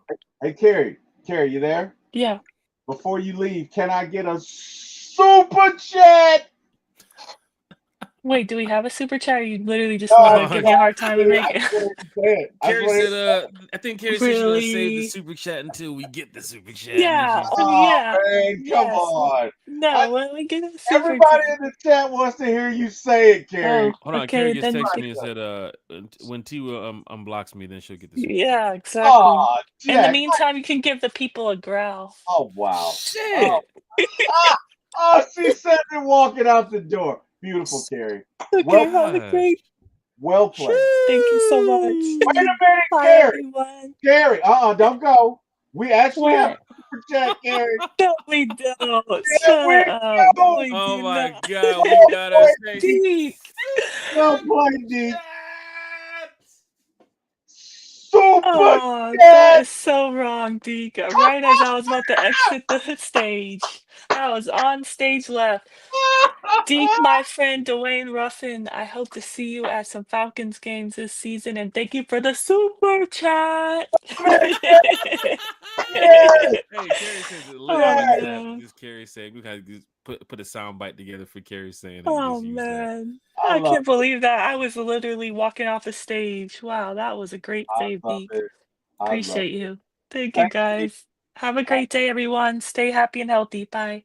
You too, Carrie. Hey, Bye. Falcon fans, Thanks, hit D. that like, share, Deke, and you're subscribe awesome. button for One Time for the Fan. But head over to Carrie's page on social media, Instagram, Twitter, wherever you guys can find her. Of course, she talks Falcon football all the time. If you're a Manchester City fan, she talks soccer too as well. Braves, she talks sports. Carrie is an all arounder when it comes to knowing about these Atlanta Falcons, and of course, she does a great job with One Time for the Fan. Of course, keeping remaining positive about the team, right? There's so much going on in the world and around us that people do get caught up too much with the sports and the Falcons, and they're ready to go literally stand outside a Flowery Branch with a gas can. If you don't make this move, this is gonna happen. Falcon fans, we have a lot going on in our lives, and I'm telling you right now, when you can take care of your day to day and then jump on a podcast and talk with the fans for an hour or 2 hours. It's a good feeling. And Carrie takes care of a lot during her day. So I'm glad that she can take any time to come talk Falcons with us. Hell, she might even be on another podcast later today talking Falcons. If T Will goes live at tomorrow morning, she might be on there talking Falcons. So big shout out to everybody in the chat. Big shout out to Dwayne Ruffin too as well. He saved the day D. with the super chat. Big shout out to Dwayne Super Ruffin. chat. I'm gonna take a sound bite from everybody and just start using that right there, because there might be some days after the game where our voice is a little raspy. We've been yelling at the game, Yeah. and then we gotta come in here and yell super chat. Gotta be careful. Super chat. Super Gotta chat. be What up, careful. Dixon Way? Chat is live. Chat is lit. The Dixon Way is in the chat talking Falcons football with us. We got to get the Dixon Way over here to talk Gotta some get football. back. We've had A1 over here to start the season. We've had Country over here. A lot of Falcon fans already joined us. Scott Karisic and so on. Got to get the Dixon Way back over here, man, because he talks Falcons, Braves, and of course, Braves right now is Terry. You can see that had a disappointing lost the other night. Was it last night against against the Nationals? Last night? No, it was the night before last. The They night had before. one yesterday. Look, they took 3 out of 4. It's very hard to sweep any team 4 games. They're heading out to Boston this week, right? Yeah, but to take 3 out of 4, I'm good with that. They're back to 500. Boston is going to be tough. I think we are going to see Mr. Garrett Crochet. I think so. That's going to be tough. But look, if we can take 2 out of 3, I'm good with that. If we can take 2 out of 3, I'm good with that. Boston's a good team. They're hitting well. They're pitching well. So we'll see. And again, we're playing in enemy territory, so it's not going to be easy. But again, if you can sweep them, great. I don't think that'll be the case. If you take 2 out of 3, we'll be good to go. Hey, oh shit. I tell you, boy, rise up towards something else. I'm getting it's going down if you're going on the road this year, man. Tell you that right now. It's going down. But look, hey, T Will, man. It's going down in a major way. Braves, Red Sox, I'm sorry, Red Sox this weekend, correct? Yeah. This is a big series for the Atlanta Braves. Probably potentially maybe a World Series matchup here if the Braves go and the Red Sox go. No, I think the Yankees are Yankees. doing. I mean, they play in a little league park, so the Yankees can hit. Hey man, let me tell you something. Use a cricket bat and hit a home run over Aaron Judge is having a season. So yeah. Aaron Judge and Freddie Freeman are having a great season. Freddie Freeman he's still maybe hitting 400. I mean, he got a couple more players. He got old boy from the Athletics too. Rook's name Rooker.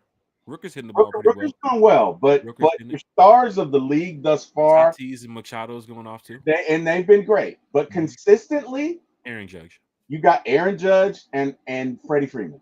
Yeah, I thought you were about to say the other guy from the Dodgers too as well, but he just loses parlays. He's just a parlay killer. Yeah. But I mean, hey, it's a long season, right? It's a long season. The year the Braves won the World Series in 2021, they won a total of 88 games. Mm-hmm.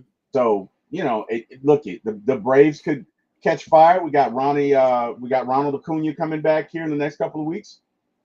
Strider's scheduled to make his next start with the Braves, so things are looking up. It's going to be interesting when Ronald does come back. Who do you sit down, Verdugo or Eli White? Because Eli White's been doing well. Verdugo's been okay, but Eli White. I would go more Verdugo. I think Eli White's fitting in a little bit well. He's having that Money Mike moment right now, so you got to keep Eli in that lineup too as well. But then again, it's good to have batters. It's good to have hitters. Because you never know when you're going to be calling on. I guarantee you, over the summer, a couple double headers here and there, a couple, early games in the sun where, that Marietta sun hitting, that Brave sun hitting you. Yeah. They're going to have to, switching a couple players out here and there. I'm just glad to see the Braves back on track again. Because when the season first started, we was like, bro, what the hell is going on here with the Braves? But then they started off with the Padres and the Dodgers. So they had two tough series, and I think they moved on to the Cubs after that, I think it was, or somewhere around that. But the Braves now, I think it was they started off with the Dodgers, the Padres, the Marlins, and then Phillies. So really 3 tough series there, and look, he was able to grab some games there too as well to keep them on track too as well. Well, I think so. There's a graphic that says the Braves, other than some team in the 30s, were the second fastest team to 500 starting 0-7. Mm-hmm. So that they really made up a lot of ground in a short amount of time. Mm-hmm. That's very encouraging, right? Mm-hmm. We still got some warts. We got to figure out some stuff with our bullpen. Our starting pitching's been really good the last couple of weeks, and we've been figuring it out on the offensive end. What I like about our offense is that we're not trying to swing for the fences. We're trying to make contact. You know what I mean? Sometimes you got to play the situation. In a situation where we need to bunt, we've been bunting. In a situation where need to move guys over, we've been doing that. So it's good to see that. The thing that people forget is we have a new hitting coach, and his approach versus our old hitting coach's approach is different. And sometimes it takes guys a minute. When you've been swinging for the fences for 4 years, it's kind of difficult to pull back a little bit and say, all right, with 2 strikes, I'm just going to get some infield hits and start working It's a little different, right? Mm-hmm. So, but they're figuring it out. It's the same thing in golf too, as well. I was actually out there at the driving range the other day, and there was a guy who was working on being a pro player. I guess he's trying to get his pro card soon, but he was telling me about, just driving and like aiming for the fairway all the time. He's like, you just driving and aiming for the green, you just driving and aiming for the green all the time, right? Sometimes you do have to lay up with your irons, right? You just can't hit a 400-yard shot like Bryson DeChambeau. Even as an amateur, he was looking at me driving. He was like, now you can hit it about 300 yards, ball flight and the spin and the speed and everything, and hits the ground. Some courses you play on have the slopes where you'll pick up some extra yards. But he was like, if you're just trying to crush it every time, you just might not get it, and then you're gonna be really upset. So even for the Braves, if you're just swinging for home run, home run, home run, home run, home run, it is hard sometimes to swing back with a new coach to say, look, it's 3 strikes, it's 3 balls, 2 strikes. You might have to, saying crack it to that shortstop here and there. So looking at the depth and where the second baseman is, the third baseman is, because you're used to hitting it home runs. You're used to hitting it at the park all the damn time. Power hitters. A little bit different now with the Braves with the new hitting coach, I'm guessing, right, T. Will? Yeah, it is. And some of these guys, you're looking at, changing their approaches. Because some of these guys are first ball, fastball hitters. And if you tell a guy who's used to swinging at the first pitch, no, I need you to see some pitches. I need you to, it's going to take a minute for him to get used to that, right? Yeah. Because a lot of times in the bat, the first pitch you see, especially when going after a guy from the bullpen, first pitch you see is going to be the best one. So you let that one go by, you're going to get junk balls. So you know what I mean? I ain't gonna lie. I it see out. that all the time, especially with what I've been doing recently. What I got going on is parlay jacking the Yeah, good. yeah, So a lot of times, you're not even just going off of who's batting average is the top batting average right now, just to get you a hit to win a parlay or two, right? yeah, Sometimes you got to go into that data of this guy hitting against left-handed hitters or getting against yeah, right-handed yeah, hitters or even hitting in this park, right? yeah, Like there's a guy, I can't remember, I was looking at some data the other day, like he's crushing left-handed hitters, but he's like 0-7 playing in like Cincinnati's park, yeah. right? And it's like, Isn't damn, like that weird? Isn't yeah, that weird? because it's like the superstitions come out. Like he can't Yeah, hit in this park, but and against left-handed hitters, he's crushing them all year. But not yeah, in this park. Sure enough, he got like 2 walks and like I think he got hit too as well by a pitch. Can't remember what player it was, but it's just certain data you look at. So when it comes to the Falcons and it comes to we flip over to football now, that goes into coaching too as well. When you hear Revis Island back in the day, why do you think Revis Island became Revis Island? Because it showed on the data, do not throw the ball to this joker. It could yeah, be knocked down, tip, pass, intercepted. Something can happen. Same for Terrell Island right now. He's getting that rating to where a quarterback doesn't want to try AJ Terrell. That one bad ball might be the one that's like he's gone to the house or it's picked. Or you could think like in practice, I can get a completion on this play. If it's not AJ Terrell that's going up against, now you might throw it over there to Mike Hughes' side and it might be a catch, but you can't throw it over there to AJ's side like that. So, these analytics come with, playing the game. But yeah, T Well, big shout to Georgia Texas boy in the chat. He said, how y'all feel about Caleb coming out that he didn't want to get drafted by the Bears? Terry, this has been going on for years. NFL players mentioning that they don't want to be drafted, or college players coming out saying, I'm not going to that team. Hell, it happened in the NBA. You can even say Bronny, yeah. It right? I happened mean, with we all knew Bronny was going to Sark. LA. We all Sark knew when that. it comes to the Hawks, but Yeah. here's the thing, right? You're the quarter. It's different. It's different if you're a defensive tackle than if you are the leader of an organization. You are the leader of that team, and it comes out that you tried to circumvent trying to go there. There's gonna have to be a few team meetings. They're gonna have to work some shit out. I'm just gonna be honest with you, right? Because if you're a receiver, if you're a tight end, Jack, what the hell? Oh, okay. If you're a member of the offensive line, and you see this report that your guy, and they had issues with him last year.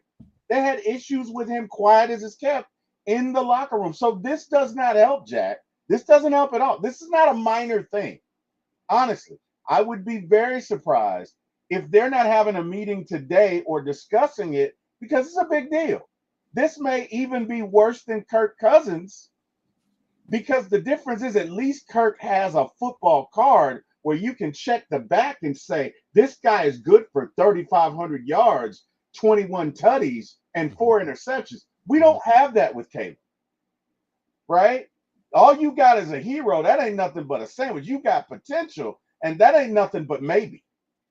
So Shit. I'm just saying, man. You been hanging with Ti?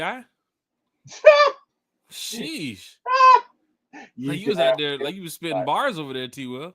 hey, every now and then, right? I try and stay hip with the young folks. I try, but honestly, I think this is gonna be a problem. I really do. And the more coverage this gets, What's up, Craig?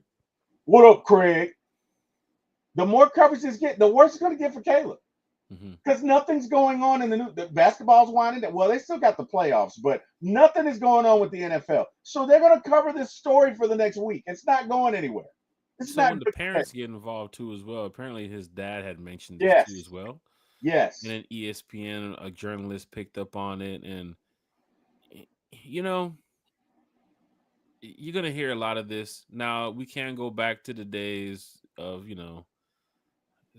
Eli Manning and all that type of stuff, or Ryan Leaf and all those type of things about this guy going here and he's going there, and what player wants to play in what city. I think even Giannis right now during the trade talks, he mentioned he wants to play for his team that like the state that have no taxes or something like that. Some rumor I heard he wants to play for uh, a state with no taxes, no state taxes or something like that. Some nonsense.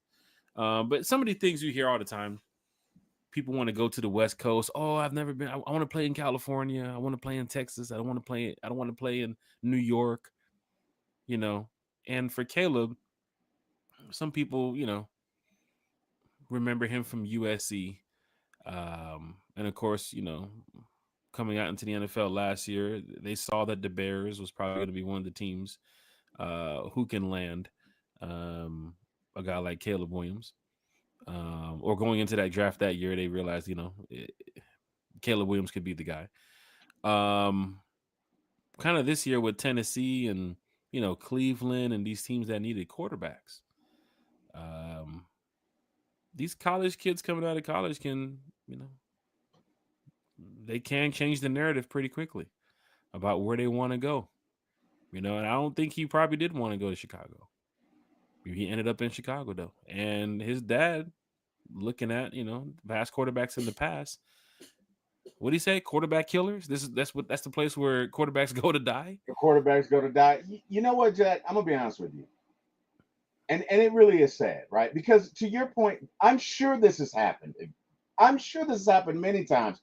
You just didn't hear about it 20 or 30 years ago because there weren't 20 different news channels. There wasn't the interweb. There wasn't shows dedicated to just football in search of information that is salacious so viewers will watch.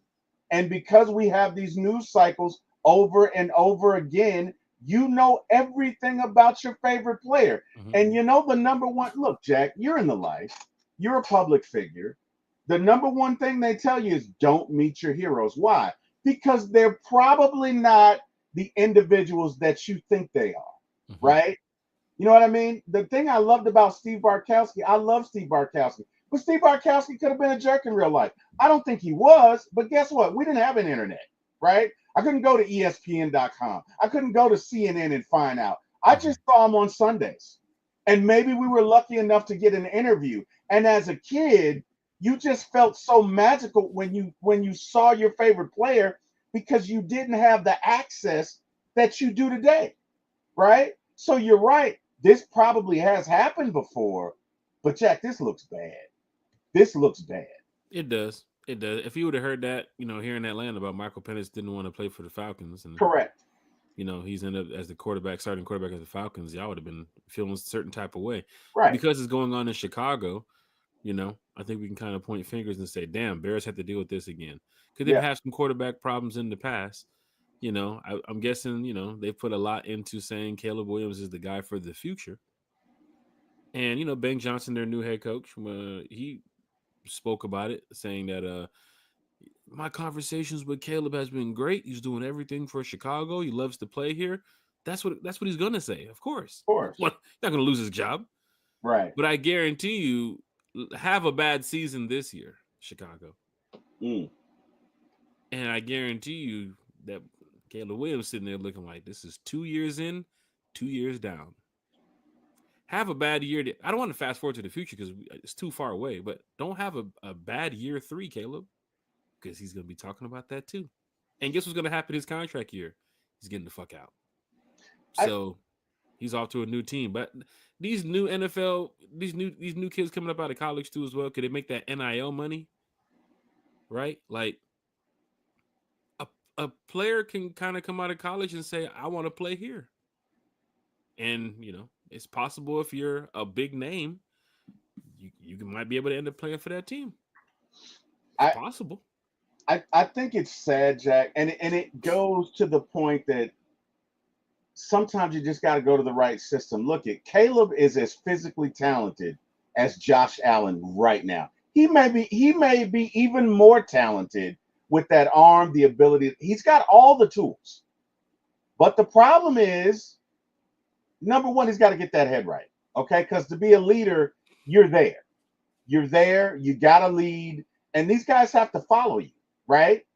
They got to follow you. And I'm not going to talk about the kids painting his nails. I mean, that's what the kids do nowadays. But you have to find a way to make grown men follow you. Mm-hmm. You got to be a leader. These guys got to want to go to war for you. Any quarterback that I've played with, the good ones, whether they had great arms or not, they made you feel confident. When they looked at you in the huddle, damn it, Jack, you felt like you were going to score. Mm-hmm. I don't care how bad the situation was. I don't care what you were facing. When you got 11 guys in that huddle, that quarterback looks you in that eye and says, hey, man, I need you to run this slant like your life depends on it, and I'm going to get you that ball. And when you get that ball, I need you to not go down, even though everything in your body hurts, even though you're cramping like hell right now, even though this past week you've been doing two-a-days. I need you to not go down until we get this first down. You got it? Yeah. And that's where I give my shout out to Kyle Pitts. Kyle Pitts has been through, what, 5 quarterbacks here? Yeah. Yeah. When Kyle Pitts was playing last year, even going into that Commanders game, he was playing with Kirk Cousins up until that point. Yeah. And then knowing that Michael Penix is not getting into the mix, it wasn't we're out of the playoffs, so there's no way we can make it. No, it was, we have to go in here and win this game. Yeah. And for those that was like, oh, Pitts, I seen what you did most of the season. He wasn't giving 100%. That pass from Michael Penix to Kyle Pitts, that was a great pass. It was on both ends. It was a great catch. Both ends, the great pass, great catch, great celebration. But it also gave you hope for the future. That what you just said, Terry. When I get in this huddle, I need you guys to be on point with this. I need everybody to be on the same page with this. I need you guys to believe in me. Yeah. And I saw that from Drake London. I saw that from Bijan. And I saw that from a group that we have to mention, the offensive line. Right? And you've seen sometimes, Terry, you've seen it. Backup quarterbacks get in the game and offensive lines just let the quarterback just get blown up. Yeah. But you saw it from Kyle Pitts. Look it. The thing on that play that spoke to me was that he put that where only Kyle could get it. And guess what? Kyle got it. Mm-hmm. Caught it, came down with the ball. The moment was not too big for either of them. And if you can get that out of Kyle, you got something. And look at the way how some people think too, Terry. I don't want to cut you off there, but how some people think Kyle could have the season he had. Up until that point, when he caught that touchdown, you have fans saying, give him one more year with Penix. Give him one more year. Let's see what Kyle got one more year. That touchdown alone had fans saying, maybe Kyle could be something here in Atlanta with a guy like Michael Penix. We haven't had a franchise quarterback or a quarterback that, we thought was going to be somebody here with Michael. That Julio and Matt and that Julio and Roddy, that Matt and Roddy, it got us feeling a certain type of way. We were spoiled. We were spoiled. We really now we get in this position where it's like, please, Michael Penix, please be a franchise guy. Because at one point you saw what happened the past couple of years. We were walking in there with, y'all bought Mariota jerseys. Some of y'all got Heineke jerseys, Ritter jerseys. That's tough. That's tough to look at. Growing trees, Jack. That is tough to look at. That's like the Byron Leftwich, Joey Harrington era. That is tough. It is tough. It is. And then you go to Michael Penix now, and it's like, this guy you want to see be successful, not because of 7 years of drought, but because you've seen his performance. You've seen him at Washington. You see how talented he is, right? He is an up-and-coming quarterback like you mentioned, Bryce Young, which Bryce Young had some troubles in Carolina early in his career. But right now, even after he got benched recently, people like, hey, Bryce might have a good career. Kyle Murray, he's having playbook issues, but Kyle Murray put up some numbers too as well recently. There's a lot of young quarterbacks in the NFL that's, making a name. Cam Ward is stepping into that role now. Jaden Daniels gave damn near a lot of fans hope, like, oh my God, a young guy can do this. You remember what happened at the draft with Jaden Daniels? They were counting him out. He's too small, he's too little, he can't take a hit. Dude wound up almost damn near going to the Super Bowl. I think his instincts. I think his instincts serve him well. I think there's certain things you can't teach, and Jaden Daniels has great instincts. Honestly, I still feel like Caleb Williams was physically the best quarterback from last year. He just did not play well. Now, whether that was a combination of him not having the right attitude, because there are character concerns, low key in the background. I don't think that everybody in that locker room was, as the young folks say, feeling Caleb Williams. I don't think they were. So I like Cam Newton's 4th and 1 podcast. He does break down a lot of what's going on behind the scenes, and that's why I can't wait for Harry and Julio and them to talk their podcast, because I want to hear it from a Falcon, like the behind the scenes, like every day, what was going on in that locker room, so I can get an understanding of you a little bit better as a fan going to work on Monday. That hey, they could be going over this type of game film, they could be going over this type of game prep, right? It's actually cool just to even just know some of this stuff. You get on the podcast, you talk about it because you want these fans to really believe in the team. It's really, you have to get, it's about being positive out here with the fan base, right? But T Will, man, I'm telling you, man, Michael Penix, bro, Pitts, bro, London, bro, this team, dude, Mooney, Bijan, out here. Bro, I'm scared. We're scaring some defenses right now. Bro. Weapons. We have my only concern is who's your backup center going to be, because you need to identify him. And they just tweeted out Storm Norton's birthday, so I'm sure they're happy about having Storm Norton here. But who's your backup? Yes, Storm Norton's a tackle / swing guard, maybe. But you need to know who your backup center is going to be, and it's got to be somebody that can handle it. That's my only concern. Other than that, I'm not concerned with the offense at all. Probably if it's Jonathan Gwynn. If it's not, they're probably going to look at one of these young guys and got the free agents. Oh, shit. Got a lot going on today, boy. Hey, Falcon fans, hit that like, share, and subscribe button. Ricardo, a real Falcon fan, is here in the chat talking Falcons. George Johnson's in the chat. He said, was wondering if who going to make the team after a disappointing year. Good question. Depends on that hip. Hey, man, let me tell you something. It's the off season, so of course there's gonna be some videos and some highlights, some clips, and some things coming out that you're gonna see and say, "Hey, this other kicker, Lemmy Craig, can beat out Koo too as well." The Falcons, I think they probably look at Koo like, let's give him a shot, right, T. Will? Let's give him a shot. Like you said, if he's 100% healthy, they're gonna give him a shot, even if this kicker, is somewhat, a household name in years to come in the NFL. You know how it is with the kickers, right? Yeah. They're gonna look at Koo and say, "Man, this guy was a Falcon for," you know what I mean? You know how long we dealt with Koo. That's how kind of thing they're gonna look at Koo. They're gonna give Koo the benefit of the doubt because he's been here. And I just hope they kind of look at more performance, because if this guy's kicking 65, 67 yards with room, like, go ahead and do it. I remember there was a game a couple of years ago where Koo tried to go kick a 54, 55 yard against the Saints home opener to win the game. He was short by like 2 or 3 yards.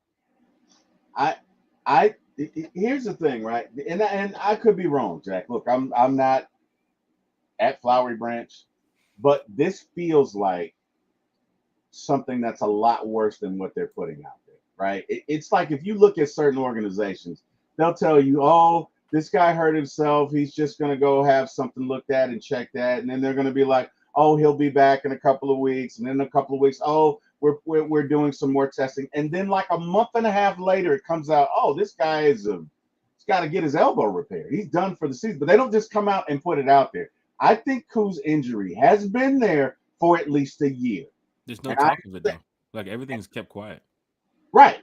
But I say this because Koo started kicking with that whatever that delivery was in 2023 in that season, and he carried it over to 2024. And he'd been missing kicks for a while. It didn't just start last year. So to me, the only reason you would modify, because I've had discussions with some folks, and they're like, well, he modified this because it enabled him to kick longer. That's one way of looking at it. Another way of looking at it could be he modified it because he's got that hip injury, and that's the only way he can kick. Mm-hmm. You don't want to tweak it anymore, so you try to change your Well, stance. it hurts if you kick it the other way. It's painful. And so maybe you've had it's going to hurt in general. It doesn't matter. Yeah. However you look at it, it's going to hurt. You got to tweak your body some way, somehow to get that kick up. Yeah. Bottom line is hips have ended a career, right? They ended Bo Jackson's career. They've ended. That's why that when what do you call that? Where you pull somebody from behind the horse collar. The horse collar, or even the new one they have the you can't tackle them, the hip. Right. Yeah. Right, and that's why, because that's how Bo Jackson tore his hip and was never the same. Didn't play again. Right, hips have ended many a career. So I don't know what the Falcons are going to do, but I don't think they'd have gone out and got a guy who could kick 65 yards if they were real confident in Coop. Like, you could go if you wanted to give him some competition, you could go and sign an also ran, or some dude that can kick it 45 yard at a pinch. But for you to outbid teams and go get this guy has a legitimate chance. And you're worried about Coop. You're worried about Coop. Now on the list for competition battles for camp. And of course, when we go out there to camp, if they, put the open to the public dates out, we get a chance to watch that and take some notes about, what we see. But until then, after Lenny Craig had his little, the audition video, I guess, for the Atlanta Falcons, we haven't heard much about the kicking situation. That's it. I mean, we've dealt so much with the offense and the defense and free agency and the Kirk Cousins talk and Jeff Ulbrich and Jax Ulbrich and everything else. But ever since Lenny Craig has been signed to the Falcons back in the offseason, nothing about the kicking situation. And I'm glad somebody pointed that out, because we left a lot of points on that field due to the kicking situation. We did. We really did. Sometimes, and I'm a guy in Madden too as well. Like, I'll get down there in the red zone and kick a field goal. I'll do points over possession sometimes, just because if I can't get down there, it's 4th and 7. I don't feel like going for it's third quarter, second quarter. I don't feel like going for the touchdown. If I get it could be an incomplete on downs, and next thing I got to turn the ball over, I'll kick a field goal. I can't have a guy out there 30, 40 yards I can't trust kicking field goals, because he's going to be missing them. I can't have that. So I'm perfectly fine if the Falcons look elsewhere. I'm trying to win these games, bro. I hear that. I got to get to the playoffs, bro. I'm glad somebody brought it up, because, we're a positive group of podcasters here. I mean, it is a business, though. Yeah. So the same things that we're talking about, I'm sure the Falcons are talking about too as well. I didn't go sign Lenny Craig to the Falcons. I didn't bring him there. No, you did not. I didn't call the Falcons to say go sign this German guy that can kick it 60 yards plus. I didn't tell them that. They did that.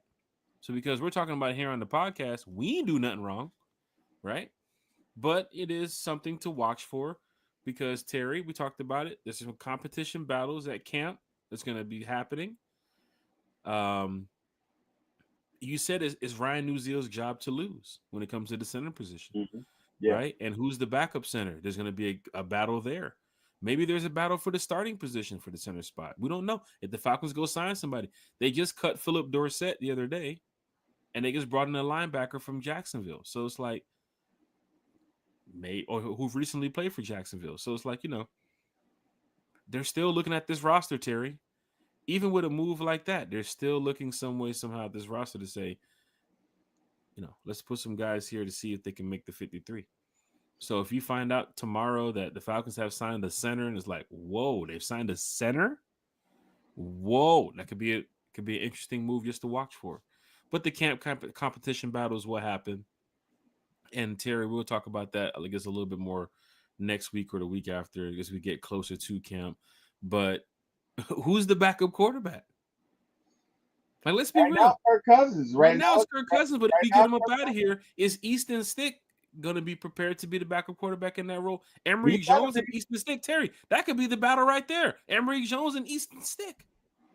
Well, whew, Because if Kirk is gone, who's going to be the backup? that's hey man. That that's why that backup center is real important. And let's talk about what's going on behind the scenes. We don't know if the Falcons are getting ready to ship Kirk this week or Mm-hmm. next week Mm-hmm. or June or July or even get down to week 1. So for Easton Stick, he has to be prepared to say at any moment I can become the number 2 quarterback on this team. Right. Right.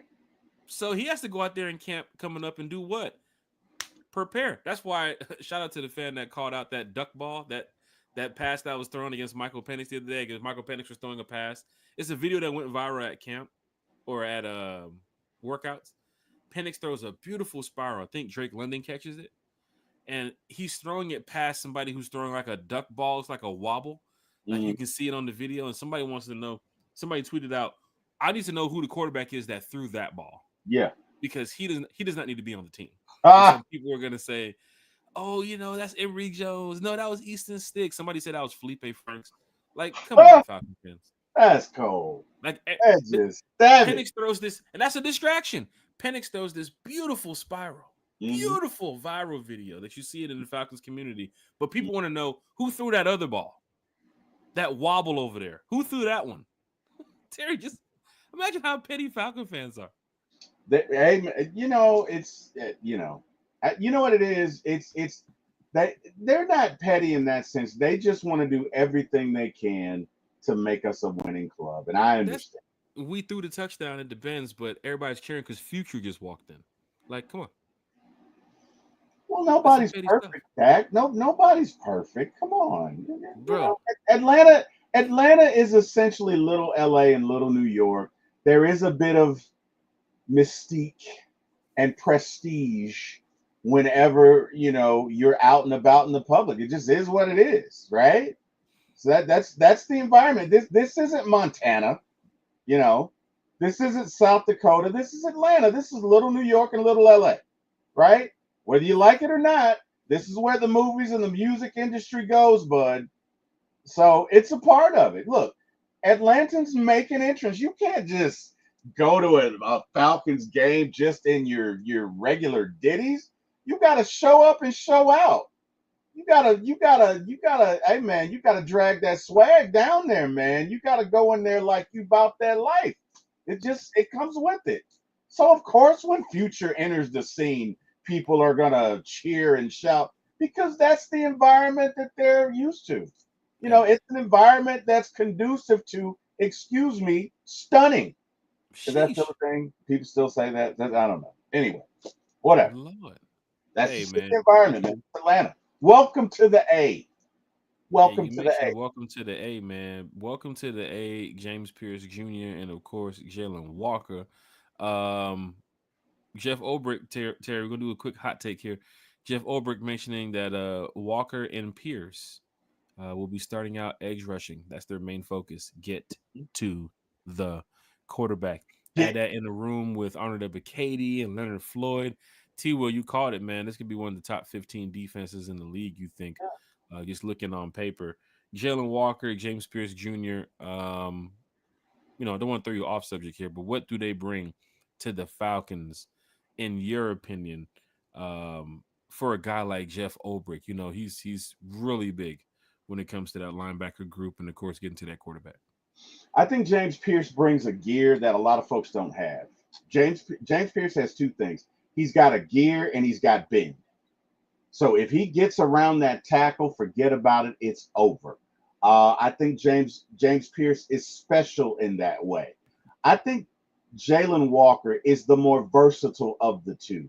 So he can rush from inside, he can rush from the A gap, B gap, he can rush outside. He can do a lot. And even though he will be pass rushing, I think you'll see Jalen maybe on the inside of James Pierce and them doing stunts and giving offensive linemen all sorts of fits. But yeah, I think Pierce has the speed and the bend, and I think Jalen is just a versatile dude. Jalen can take on a tackle or two. He can take on a guard. He can take on a center, and he can get around him and make the sack. And Jalen's motor runs all day. He doesn't quit on plays. So that's what I like about it. Those are just my thoughts. What what Falcons what are your thoughts, Jack, concerning? Falcons have some guys on this defense I think teams will be watching for. James Pierce Jr., Jalen Walker, two of those guys. Even Leonard Floyd, a veteran in this league, somebody else to watch for. But my guy, I'm keeping an eye on. I keep an eye on is Braylon Trice. Of course, you guys saw what Braylon Trice did in college too, as well. Fourth or fifth, I think he was with quarterback hurries, like quarterback pressure rates. I think it was like first and second on the PFF chart too as well, with QB pressure rates too as well. Man, this is a guy that's like Braylon Trice, man. You add him to the mix with some of these players we have on defense, bro. We finna be balling, bro. Like I'm excited to see what these young guys can do, man. You know, Arnold Bucati, D'Angelo Malone, of course, those two guys. Um, some fans are calling out that this is a big year for them too as well because contracts are coming up, and of course, if you guys want to be, you know, not only Falcons for life, but in the NFL, you gotta show some production out here. So, big shout out to all the Falcon um, fans in the chat too as well. Who's Well, it? this is Jack, who's? I'm sorry, I'm in cut. Who's in danger of not being here, right? So, because here's the thing, right? Competition is going to be at edge, it's going to be at D tackle, and it is really going to be at corner. And there are going to be some folks that are not going to be here. In your mind's eye, just from the perspective of defensive line and secondary, who's in danger of being promoted to customer? not customs. That's tough. I'll go with Scott Curry 6. Let me pull up this little depth chart thing here. I don't want to be. I'm not gonna be rude at all. It's a business, right? So I think some people do know. Hey, I might be on the brink. Um, trying to make the 53. Let me pull this. Let me pull this up here. All right, got it. All right. Low key, we're gonna go ahead and end the show here shortly. I'm gonna be on the safe side. Terry, what was it? What is he getting now? You want one offensive player, one defensive player? Do you want a defensive lineman, a secondary? What do you want, T? Give me one defensive lineman and we got what 12 cornerbacks? I Not mean, one defensive player and one defensive lineman. one defensive lineman and one cornerback. Okay. Because I think people are safe on the offense. I don't think you got to worry about not anything major, but I think there's some major folks that could be dethroned. I'm On, gonna be on the safe side here because you're not gonna catch me. You're not gonna catch me. Getting you in want trouble me with to the do it? Falcons fans. You want me to do it? I'm gonna be on the safe side. You ready? Yeah. Lakel London and Dante Manning. There it is. Not gonna catch me. Not gonna catch me. Falcon fans, hit that like, share, and subscribe button. T Will, former ATL Sports, one time for the fan. Um, started the podcast around 9:30. It's 11:45. I think we did our job today, sir. Yes, sir, we did. Miss Carrie, big shout out to you too as well, because we were getting ready to talk more about Kirk Cousins, so I'm glad you left around that time. But yes, Falcon fans, the schedule is out. I want to say big shout out to all the fans who was here Wednesday night with us talking Falcons football. We had almost 200 people plus talking Falcons with us in the chat, and you know how difficult it is to get to Oh, everybody's comments. yeah. So once again, and you always catch Jack apologizing, man, some way somehow, because I want to put everybody's comments up on the screen. I want to talk Falcons football with everybody. You guys ask questions, and you know, I do try to get to everybody's comment, but of It's course, when we have difficult. so many special guests and the chat Yeah, is going crazy, it is very difficult to bring up everybody's it comments. is. So, one time for the fan is still from the fan for the fan always, will never change. But yeah, breakfast with one time for the fan was amazing. And like we do on Falcon Friday, we're just Falcon fans talking football on Falcons Friday. So Falcons football on Falcons Friday. A little bit too much Tito's last night. But thank you all for being a part of this show this morning. T Will, what's your schedule for the rest of the day? Because I'm sure some fans are probably expecting some for my ATL sports. Yeah. Oh, hey, Diva. Diva just What's stepped up, in. Diva? Hey, Diva, how you doing? Yeah. So we got a, show tonight at 7. It's our weekly NFL show. Ironically enough, we will be talking about Caleb Williams. We'll probably be talking about some Kirk Cousins and just situations in NFL locker rooms that are, shall we say, less than advantageous. And maybe a few other things.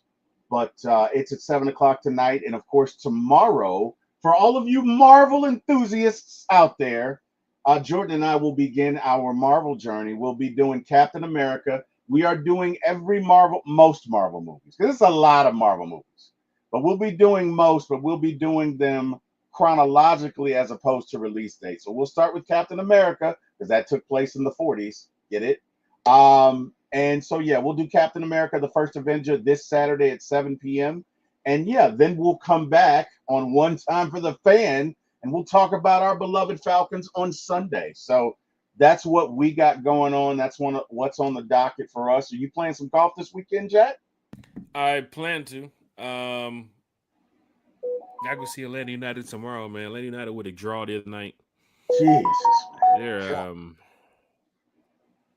it's tough right now. I'm it telling is. you, they're gonna get ready to go into the summer. They're about to go on. They have two more home games, I believe, this month, and then they go on break.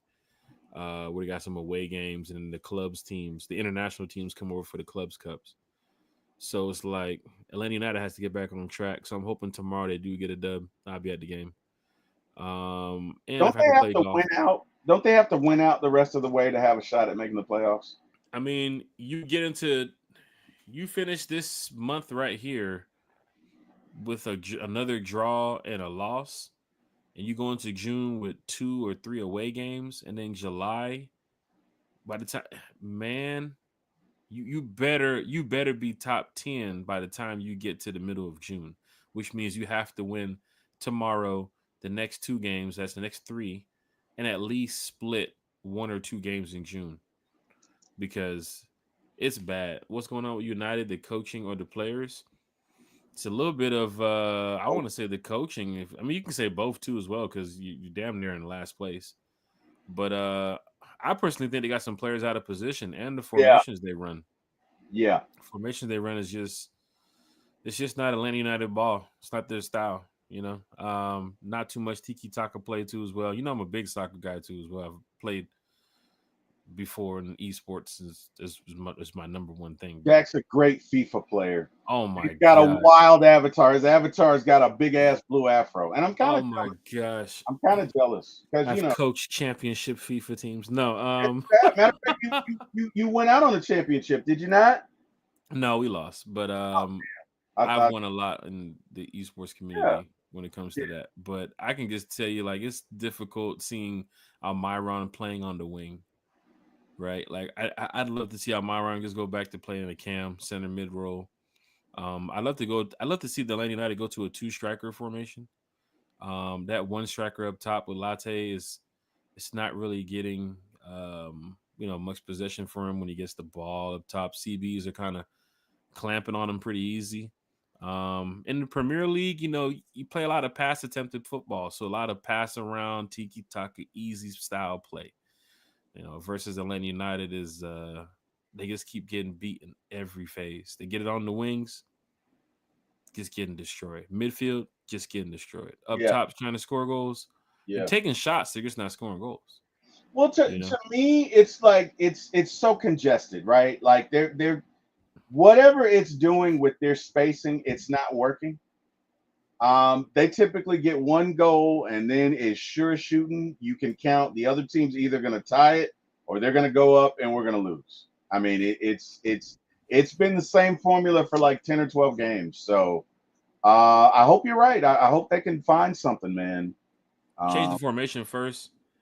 I would put more in the midfield. Try to take less away from the wings, man, because you're getting beat down. Saba on the left and Almiron on the right. Just put Almiron back at Cam, and then run probably I probably run a 4-2-3-1 narrow. how's the kid doing? The Which the one? the young kid, Which one? American. I think he was the young kid playing. The Young, kid that they brought up from the academy yeah. ain't doing enough. I mean, he's playing good enough to, you know. Wait a minute. Which young one are you talking about? Did the one who And was I can't think of the kid's name, but he's been playing. He made an error in one of the games that cost us maybe the second game of the year. oh I can't think of his name. man. Let me go find this again. See, now we're talking Atlanta United, man. We're He talking may be a Falcons, talking fullback. Braves. He may be a fullback, but I'm not sure his name. Let's see here. Falcon fans, hit that like, share, and subscribe button. Um, it's not Ronald. It's not Derek. It's not Stan. It's not Christian. It's not Saba. Saba. Saba, It's not Brooks. It's not Jamal. It's not Pedro. It's not Emmanuel. Oh, Luke Brennan. maybe. I don't know, maybe. Luke Brennan's a midfielder. You got Ephraim Morales. He's your defender. You got Morales too as well. I mean, he's from there. I don't He's think from it's around here. Morales. I don't think it's him. Oh, Noah Cobb. I don't think he's of Latin descent. Noah Cobb from the Yeah, Noah Cobb. He's from Marietta. Yeah, he's very young. Noah Cobb. Yeah. Well, we'll see tomorrow what the Atlanta United gets a chance to do. They got to win. That's all that matters. Let's get up out of here, T. Will. Falcon fans talking Falcons football on the Falcons Friday. Shout out everybody in the chat. Shout out to all the Falcon fans out there repping, man. Season ticket holders, everybody that wants to be a season ticket holder, everybody that travels to games, everybody just being a Falcon fan, man. Y'all are the greatest, man. I love y'all. You can see it right here on the screen for my ATL Sports. Please head over to his page, T Will. I might even join y'all with some of the movie reviews y'all be doing. I'm a big Marvel guy. Oh, that's what's up, man. Um, We'd love to have you, bro. We'd love to have. yeah. I talk Marvel a lot, actually, just as much as the Falcons. And I'm kind of excited to see what they do in this whole new phase because, like I said, Marvel was looking like DC at one point, and it was like, man, y'all better get back on track, you know. But I really liked the Thunderbolts. Thunderbolts was Really we're not going to do too many spoilers right now. The movie just came out, you know, still the number one movie in America right now. So, Yeah. but Thunderbolts was nice, of course. You know, Ironheart trailer just dropped too as well. So I think some people are really chatty about the Ironheart trailer. They probably didn't expect, you know, for Marvel to continue with their plan of who they said was going to be Ironheart, and they continued with that, and they dropped the trailer, and people was like, "What is this?" Well, this has been talked about for years, but you know, we get a chance to see that. Robert Downey Jr. The cast is back for Doomsday. They're deep out there. I think it was a panel of like 30 different Marvel characters that they had on their Comic Con set a couple of weeks ago. Of course, Robert Downey Jr. being the last chair on the set, so um, you know, even what's his name? What's the guy's name? Former Captain America might even be making his return too as well. Chris Evans. You know, he wanted to No, get he into will. producing. So Chris Yeah, Evans is going to be Hydra Captain America. Which yeah. For the whole, I remember how they're going to do the time lapse and everything. yeah, Now, Chris Evans said, remember he wanted to walk away from Marvel because of the producing, and he wanted to that get behind the scenes. that But you know, when Marvel comes calling, you much. gotta show. No, you knew he wasn't going to say no. But what I'm excited about, if you have not read the Hydra Captain America comic book, is one of the best written stories ever, ever, Mm-hmm. ever. Because real simple, just real quick. In the Marvel universe, when it comes to attacking, when it comes to fighting, when it comes to any sort of organized conflict, Cap is the man. And in this scenario, Cap has been a Hydra agent for 100 years, and something activates in him, and he goes into work. And he activates this plan that is second to none. It is one of the best written stories. And I'm excited to see how they tie this into this MCU story. Well, Because the this thing about hype, it is because but they're remember they pushed back the new Captain America too. See, we can talk Marvel now. They got a new one that's coming out, and they're pushing that one back. So I don't know if that's playing into the new one or if they're You throwing talk him about in. Brave New World? No, they're working on a new Captain America film that they said Yeah, was supposed to be. I'm gonna get the link for it. It's supposed to yeah. be some information or something supposed to drop next year, and then they decided, you know what, we're gonna push it back at least a little bit further. So Okay. if that Hydra Captain America comes America. into play, or if they play it as the Doomsday moment where the whole time lapse just puts people in different. Oh man, we're talking fucking Marvel here. We're supposed to be talking Falcons. I'm sorry, I didn't want to go too much into this, Terry. I apologize, but Come on the show, man. Every Saturday, bro. 7 o'clock. We'll get. 7 o'clock, yeah. So where y'all at right now? Y'all going where now? Y'all going back to Captain America tomorrow? So we're going back to. You don't have to start this. You probably can wait 3 or 4 months if you I wanted. got Atlanta United too. I'm gonna be at the game trying to talk Marvel Yeah, with y'all. no, you got to do that. But we're All started with Captain America, the first Avenger, and we're gonna go all into it. So we're gonna do some of the Fox movies, right. Okay. right? Some of the Universal movies. Like there are a few we're gonna omit, but there are a lot of Marvel movies, man. When Okay. you look at the sum total, it's probably 40 or 50 movies. Yeah. That's a lot, Yeah, right? So, the movies, the shows too as well. yeah, I mean, movies, yeah, shows, comics, everything plays yeah, into it. yeah, Stan Lee left a long trail for everybody to follow. yeah. And being Um, that they're 52 weeks in a year, it's probably gonna take us a year and a half at yeah, least, right? So the point is, you got time. You got yeah. time. I have a coworker of mine who he's starting up on his Marvel, I guess his man everything. Like all he saw was Thunderbolts. He was like, I don't understand the Thunderbolts, and it's like, bro, Oh, you just went to watch a movie. That's it. oh, wow. Like, bro, you just don't understand it. He was like, yeah, I see the fighting and they got the superheroes and shit. Oh, wow.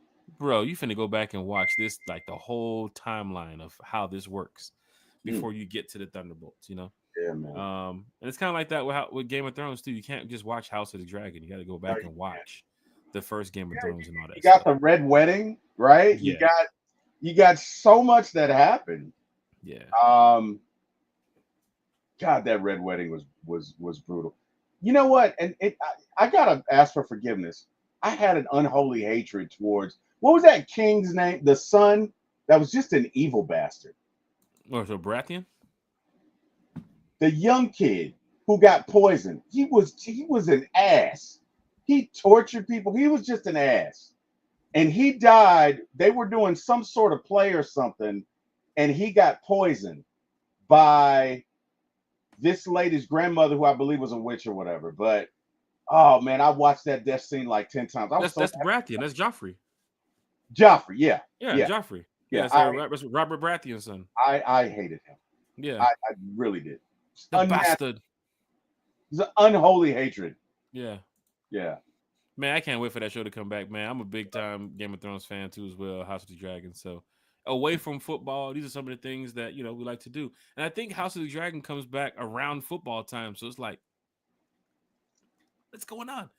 Yeah. Yeah, there he is. He's 82 Money Carlos said Joffrey. Yeah. Joffrey. Baratheon. I tell you what else we're doing, Jack.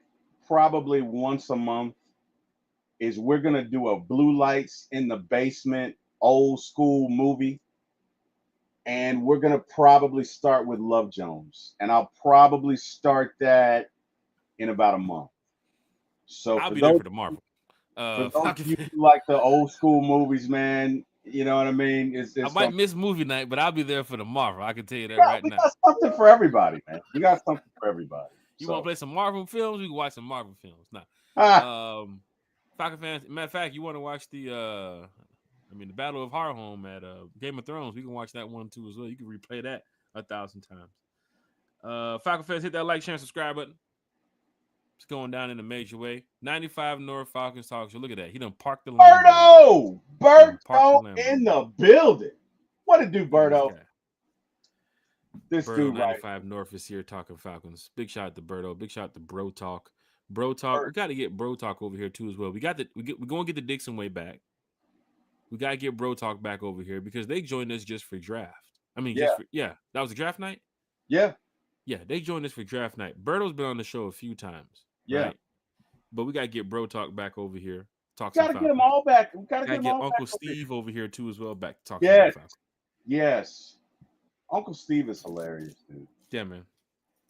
Big shout out, man. All these big money content creators keep joining the podcast. All I these know, big right? money folks. I want to be these guys when I grow up, man. I'm telling you, man. Falcon fans, hit that like, share, and subscribe button. T Will from ATL Sports, one time for the fan. Big shout out to Kerry. Big shout out to Bodie 3000. Bodie's best. We up out of here, T Will, man. Enjoy your weekend. Hopefully I can get a chance to talk some Marvel with you this weekend. But if not, next week we can go over it. Because yeah, that Avengers Doomsday is gonna be crazy. So can't wait to get to it. And the joke about the Falcons, the Dolphins at the schedule release. They said that we have the schedule release before GTA 6 came out. So that's what the joke was. Damn. Because they pushed GTA 6 back. It was supposed to be released this year.